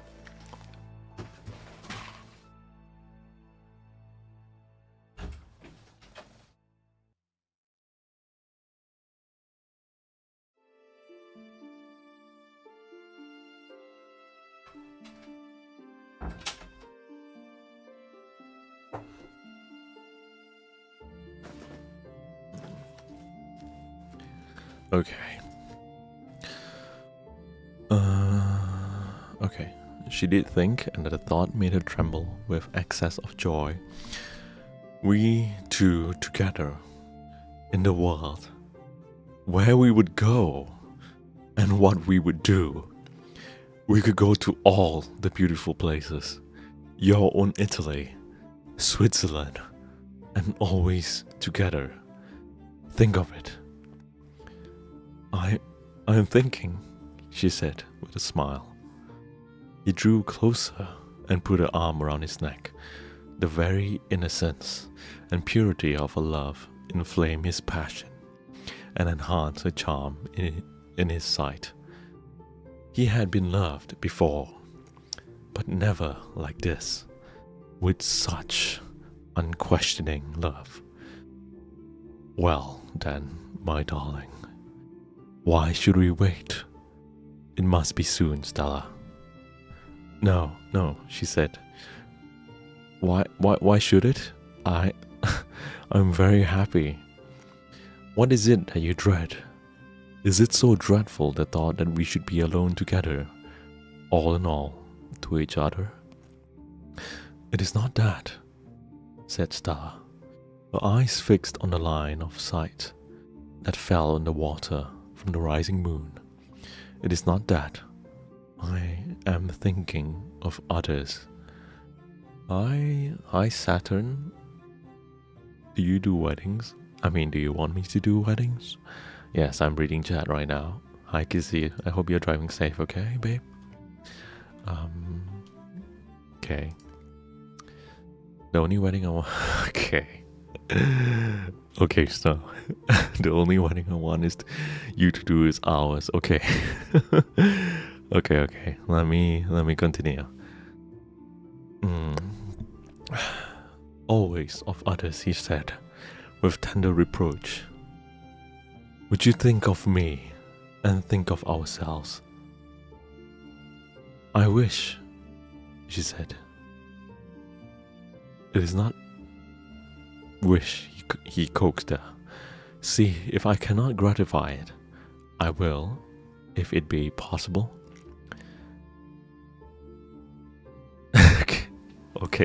Okay, Saturn. I don't only do this. You can check my other content. Sorry, I'm gonna take a quick pause. Let me drink a bit of water. Kissy, why I can't find you? I'm right here, babe. Okay. Oh shit. I play games too, not just do ASMR. Okay. I am reading A Girl's Love by Charles Garvice. Okay. It is not possible, she said. I was going to say I wish you were not what you are. You said something like that last night, he said. Darling, I had wished it often. You wished that I were plain Mr. Brown. No, she said. Not that. That I were a Mr. Windward? With no castle, she broke in. If that could be, if you were only, say, a workman, how good would that be? Think, you would live in a little cottage, and you would go to work, and come home at night, and I should be waiting for you and your tea. Do they have tea or dinner? I don't even know, she broke off to inquire with a laugh. Okay, Saturn. Hi, Hikaru. Hi, you. Okay.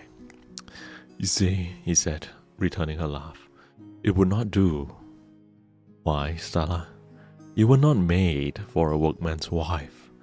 The sordid cares of poverty are for different nature to yours. And yet, we should be happy. We do. And he sighed wistfully. You would be glad to see me come home, Stella? Yes, she said, half serious, half archly. Interesting one, Stella. I have seen them in Italy, the peasants' wives, standing at the cottages' doors, the hot sunset lighting up their faces, and their colored kerchiefs, waiting for their husbands, and watching them as they climb from the hills, from the pastures and the vineyards, and they have looked so happy that I have envied them. I was not happy in Italy, you know. My Stella, he murmured. His love for her was so deep and passionate, his sympathy so keen that half phrases were as plainly understood by him. And so you would wait for me at some cottage door? Well, it shall be so. I will leave England, and if you like, leave the castle and take some little ivy green cottage. She smiled and shook her head. Then they would have reason to complain, she said. They would say she dragged him down to her level. She taught him how to forget all the duties of his rank and high position. She has, and what is it Tennyson say? Robbed him of all the uses of life and left him worthless. Okay, let me take a pause. You'll peck me if I stare at it too long. Do you mean your bird? Hi Hikaru again, and hi Skipper, how are you?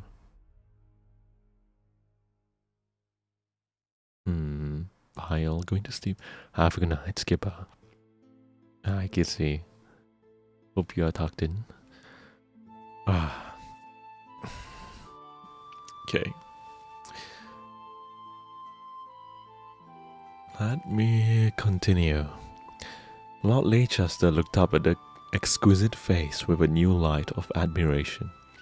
This was no mere pretty doll, no mere bread and butter schoolgirl to whom he had given his love, but a girl who thought and who could express her thoughts. Stella, he murmured. Thank you, Saturn. Thank you. You almost frightened me with your wisdom. Where did you learn such experience? Well, it is not to be a cottage then, and I'm not to work in the fields or tend to the sheep. What then remains? Nothing, save that you take your proper place in the world as my wife.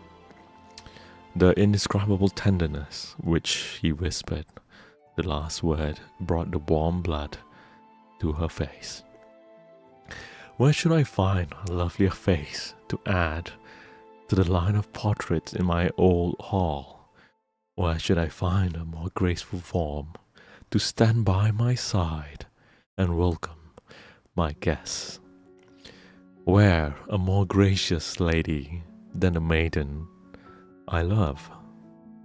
Oh, hush now, whispered Stella, a heart beating beneath the exquisite pleasure of his words, and the gentle, passionate voice in which they were kept speaking in. Oh, thank you, Lisa. Thank you.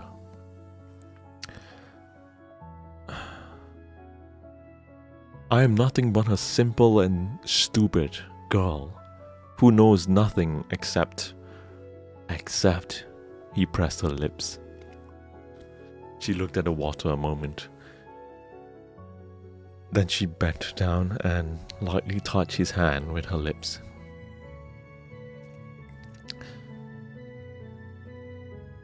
Except she loves you. It was all summed up in this. He did not attempt to return the caress. He took it reverentially, half overwhelmed with it. It was as if a sudden stillness had fallen on nature. If the night stood still in awe of her great happiness. They were silent for a minute, both wrapped in thoughts of the other. Then Stella suddenly said, with a little not to be suppressed sigh, I must go. See, the moon is almost above the trees. It rises early tonight. Very. But I must go, she said. Wait a moment, he pleaded. Let us go on shore and walk to the weir. Only to the weir. Then we will come back and I will row you over. It will not take 5 minutes. Come. I want to show it to you with the moon on it. It is a favorite spot of mine. I have often stood and watched it as the water danced over it in the moonlight. I want to do so this evening, with you, by my side. I am selfish, am I not? Allow me to be selfish this once. He helped her out of the boat, almost taking her in his arms, and touching her sleeve with his lips. In his cavalier mood, he would not take so far to take advantage of her in her helplessness as to kiss her face, and they walked hand in hand, as they used to do in the good old days, where man and woman were not ashamed of love. Why is it should they be now? Why is it when a pair of lovers indulge on stage in the most chaste of embraces, a grin run through the audiences? In this age of burlesque and satire, of sarcasm and cynicism, is there no to be love making? If so, what are poets and novelists to write about? The electric light and the science of astronomy. They walked hand in hand, Leicester windward and Viscount Trevor, heir to windward, and an earldom, and Stella, the painter's niece, and threaded the wood, keeping well under the shadows of the high trees, until they reached the bank where the Wear touches. Hi everyone, welcome to my stream. Okay, let me take a quick pause.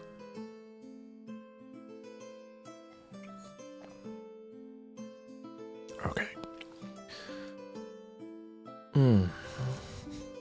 Lord Leicester took her to the brink and held her lightly. See, he said, pointing it to the silver stream of water. Isn't that beautiful? But it is not for its beauty, only that I have brought you here to the river. Stella, I want you to ply your throat to me. Here, she said. Yes, this spot is reported haunted by good fairies instead of evil spirits. We will ask them to smile on our betrothal, Stella. She smiled and watched his eyes with half-serious amusement. There was a strange light of earnestness in them. Stooping down, he took up a handful of the foaming water and threw a few drops on her head and a few on his own. That is the old Danish rite, Stella, he said. Now repeat after me.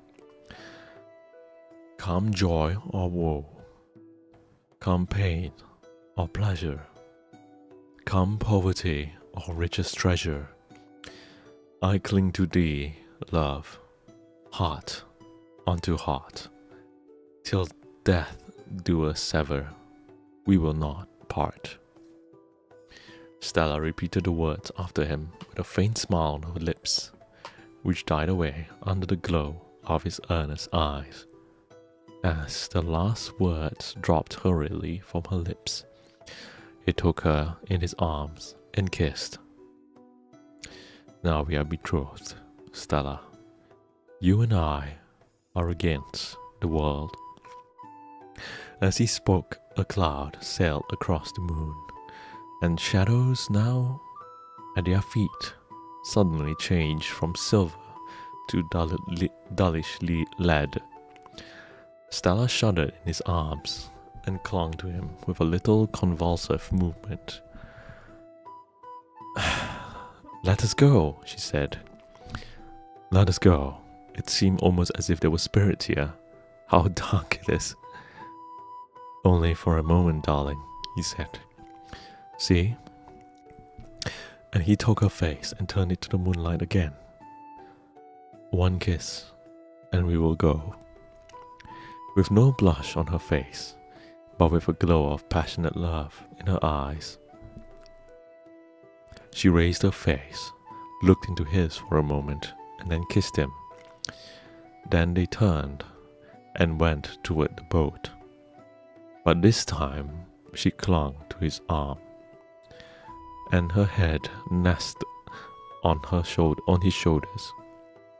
As they turned, something white and ghost-like moved from behind the trees, in front of which they had been standing. It stood in the moonlight, looking after them, itself so white and eerie that it might be one of the good fairies, but that in its face, beautiful enough for any fairy, there glittered a white, angry, threatening look of an evil spirit. Was it the nearness of this exquisitely graceful figure in white that Stella had felt and been alarmed at? The figure watched them for a moment, until they were out of sight, and then it turned and struck into a path leading down the hall. It did so. Another figure, a black one this time, came out of the shadow and crossed the path obliquely. She turned and saw a white, not unhandsome face with small keen eyes bent on her. She, the watcher, had been watched. For a moment she stood as half tempted to speak, but the next drew the fleecy shawl round her neck with a gesture of almost insolent hauteur. Hi everyone, welcome Jinx, welcome Yumi, welcome everyone that just joined in. Okay. But she was not to escape so easily. The dark, thin figure slipped back and, stooping down, picked the handkerchief, which, in her sweeping gesture, she had let drop. "Pardon," he said. She looked at him with cool disdain and then took the handkerchief, and with an inclination of her head that was scarcely a bow, would have passed on again. But he did not move from her, and hat in hand stood looking at her instead.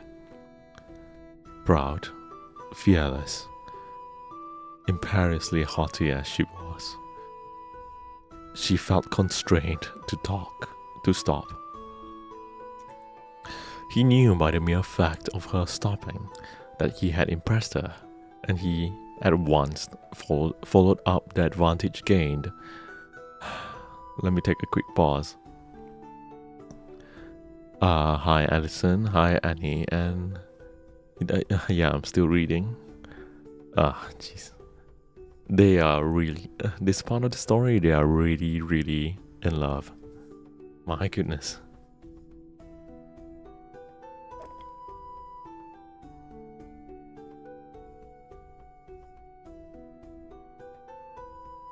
Okay, where was I? If she had wanted to pass him without speaking, she should have taken no notice of the handkerchief and gone on her way. No doubt she now wished that she had done so, but it was far too late. "Will you permit me to speak to you?" he said in a quiet, almost constrained voice. She looked at him at the pale face, keen eyes, and inclined her head. "If you intend to speak to me, sir, I apprehend that I cannot prevent it. You will do well to remember we are not alone here." Still uncovered, he bowed. "Your ladyship has no need to remind me of that. No deed or word of mine will cause you to wish for a protector. I've yet to learn that. You appear to know me, sir." No words will convey any idea of the scorn expressed by the icy tone and cold glance of the violet eyes.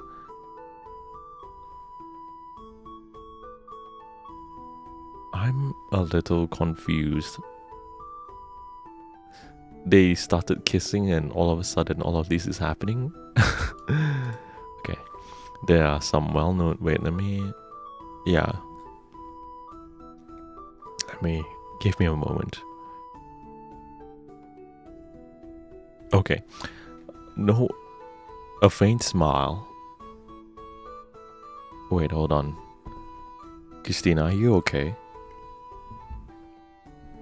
I hope everything's okay with you, Kiss. Okay. I hope it's not you. I don't know what's going on in the story. Hold on, let me just continue reading. There's... Oh, Jesus, you gave me a heart attack, babe. Oh my god. Okay. False alarm. Let me go back. A faint smile, differential yet self-possessed, swept across his face. There are some well known to the world. Their faces are easily recognized even in the moonlight, such as one as Lady Le. She put up her hand, white, glittering with priceless gems, and at the commanding gesture he stopped. You know my name. You wish to speak with me. He inclined his head. What have you to say to me?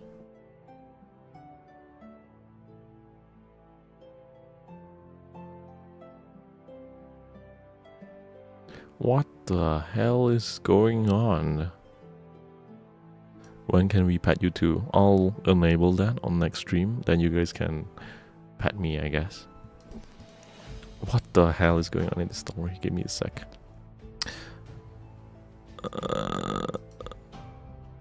Okay, will you permit me to speak to you? He said in a quiet tone. If you intend to speak with me, sir, I apprehend that I cannot prevent it. You will do well to remember that we are not alone, okay? I have yet to learn that. You appear to know me, sir.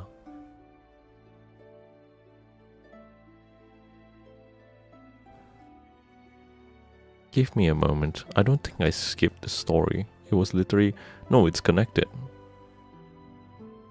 It feels as if we skipped a lifetime, yeah. But it's actually not. Oh my god. What the hell is going on? So I think from what I understand is that they saw like two individuals. Okay. Two individuals who just left us, approached or something. Okay. So basically I think when the boat reached back there were other people there. And I think they're talking about the other people, not so much Stella. Okay, let me continue.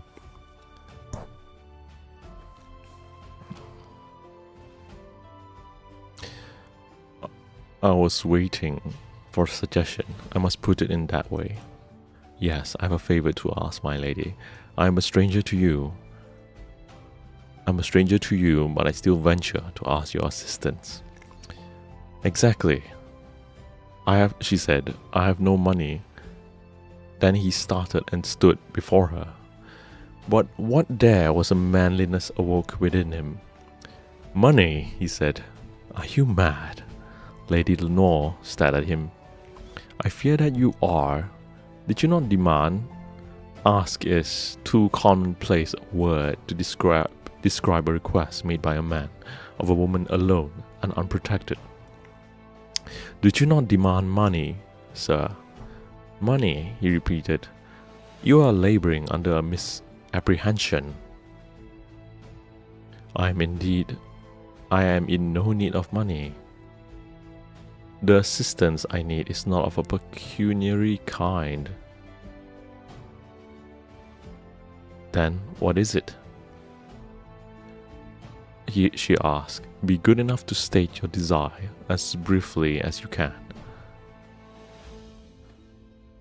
Hold on. Let me read a bit. I can't believe I'm saying this, but this is actually in the same chapter. What the fuck?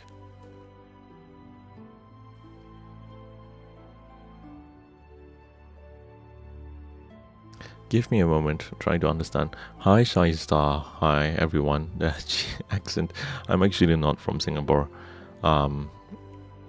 Yeah, we might be having the same parent, possibly.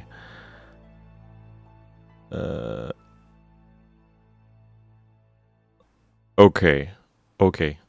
I know what's happening. I know exactly what's happening. So in the background, when Stella and Leicester are kissing, I suppose. In the background, what's happening is that Jasper Addleston basically bumped into Lady Lenore and is asking to basically like, let's team up and sabotage the couple.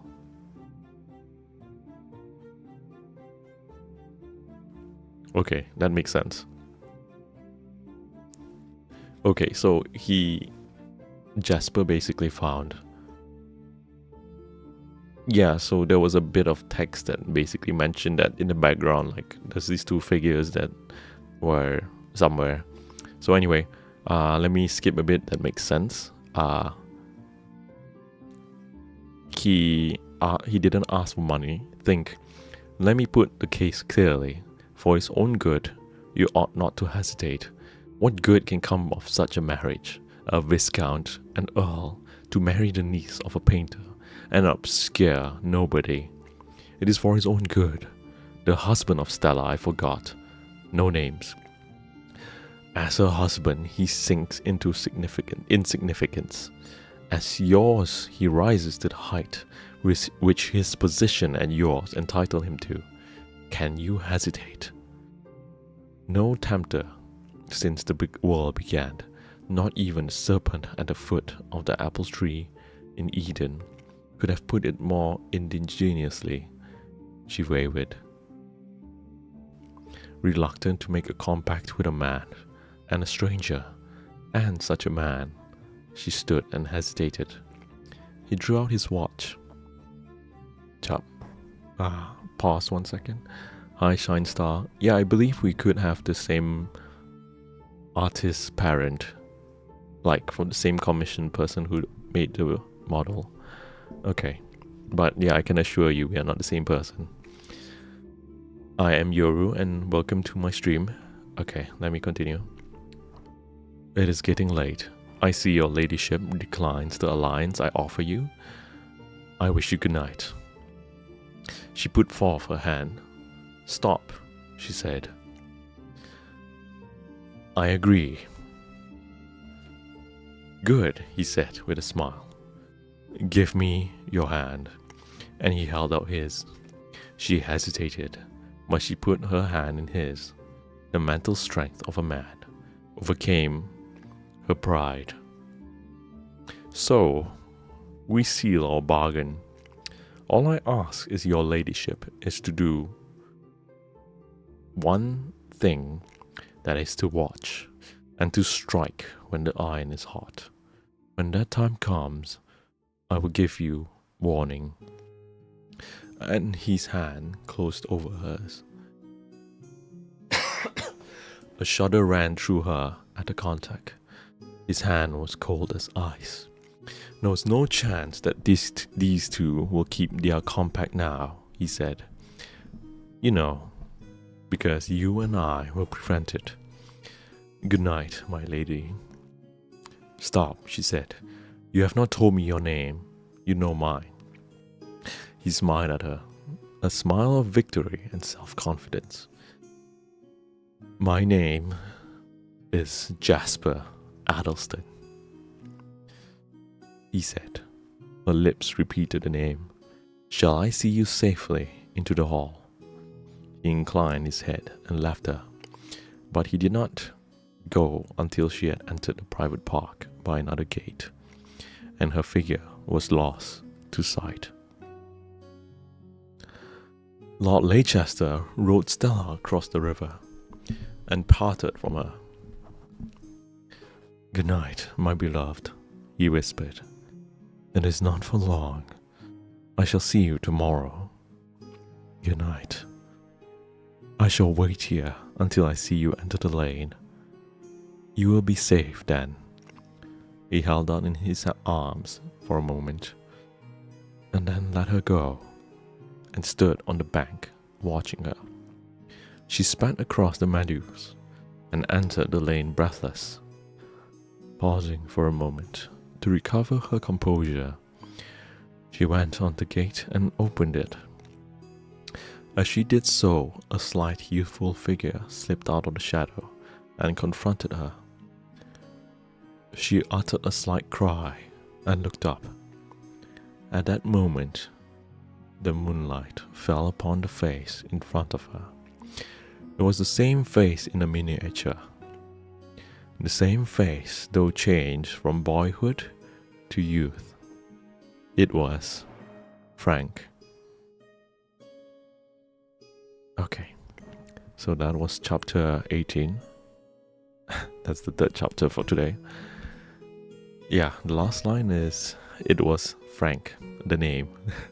I freaking knew it was Frank. It's always Frank's fault.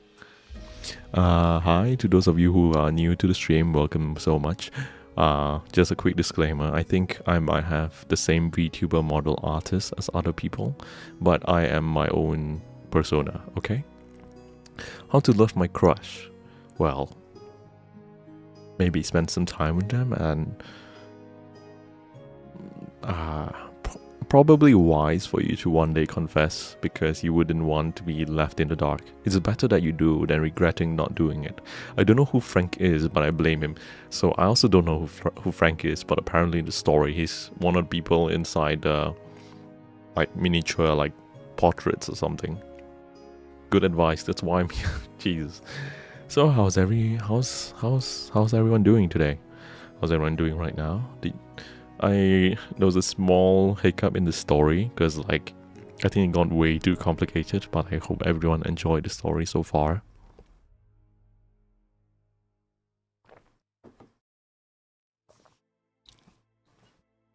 But what if I'm the crush? I mean, that's fine. You want to confess to me too? Doing good. That's good to hear. Listen, brain went overdrive trying to understand. Yeah, to be honest, the later half of the story, even I got confused.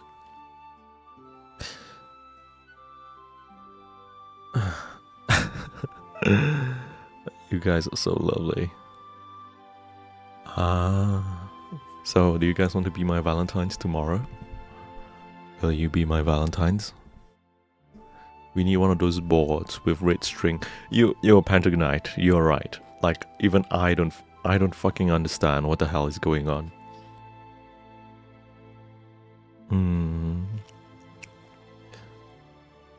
How long more? It's about like an hour more for us in Asia.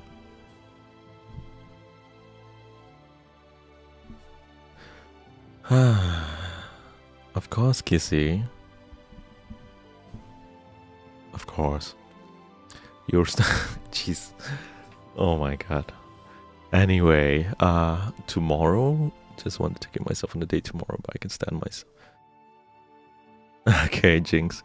By the way, thank you for coming. Thank you so much for your follow as well. I hope you enjoy your time in my streams. Where was it? Let me get the right one up. Hold on. I don't remember my bindings. I had to make sure. No, that's not the one. Okay, there you go. Yeah, Valentine's. Me, you, tomorrow. Thank you. I'm glad you're having a good time, Jinx. Anyway, tomorrow, should I not be working overtime, I should be live around 8 plus. So I should be live. But for those of you who want to know, I will only be live on TikTok tomorrow, because I think it's a bit easier for me to communicate. Thank you so much, Jinx, and thank you for being here. Thank you so much. I don't know. I mean, do you guys want TikTok or Twitch tomorrow? You guys can pick. Look, I only have one phone, unless you want me to go live with like 2 phones simultaneously. Like, I'm gonna fucking kill myself, man. I only have one phone, guys. Chill the fuck out. Come on, Snow, you can do that on TikTok too. We both know you came from that. Anyway, right. Is it important to see you? So doesn't... Well, yeah. Riz 101. Okay. Nice. Nice. Anyway, I'll be live. I think I should be able to go to the... I don't know. The Love and Deep Space one. Who knows? Who knows? I don't know yet. I don't know yet. But I might... If I can't, then I'll be live at home. But if I can, then, you know... Am I done, Fira? Yes, I am so fucking done with life. No, I'm done reading.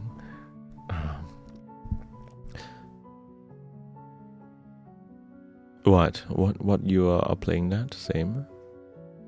Oh, I see. You guys just found what I was looking for. Yeah. So, for those of you who don't know, if you want to get my latest updates, you can find my Discord or Twitter. Honestly, Hana, I don't know. It happens. It happens. Yeah. Am I Zayn? No, but he sure as hell is my favorite. I don't know, I can't pick between Silas and Zayn. Maybe both. I use the same name everywhere, so you can just use the same name. You can find my... Oh my god, Kissy, babe, please. My dear, please stop. You don't have to do that. I'm right here, you don't have to do that. JK. Okay. Okay, Anna. Okay. Well, I'm afraid this is the part of the stream I'm going to have to bid everyone good night. Yeah. We've reached that part of the stream. Thank you so much, Pentagonite. Always happy to have you here. Anna, Snow. Oh, Kissy, don't worry. I'll be here for you. I'll be here with you. Thank you everyone for coming in. Thank you, Fira, Yumi. I love you guys so much, okay? Yeah. I gotta be that,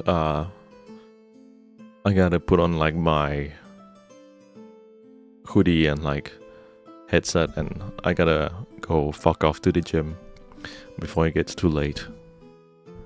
Thank you so much guys for being here, and yeah, I'll be streaming tomorrow likely. So next week I want to ask, now that everyone's here, I want to ask, do you guys want a horror reading stream, or do you guys want to continue this story?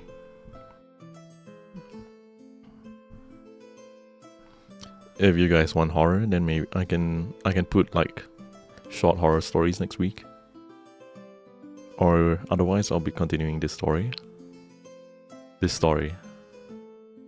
Continue.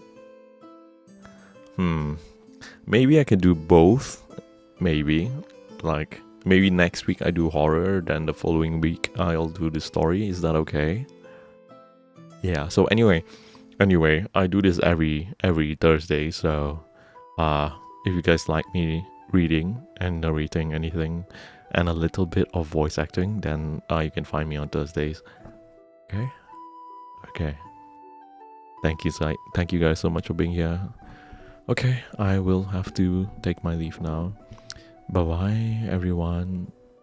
Have a good night, and please dream well for your sleep. Like sweet dreams and good night. I love you all so much. Of course, special mentions to Pentagonite, Snowy, Hana, Kissy, Babe, Fira. I mean, you guys sound like the common people, so the newer ones are really nice to see you guys, and I will see you next stream, okay? Yes, just be my Valentine's tomorrow, okay? Have a good night.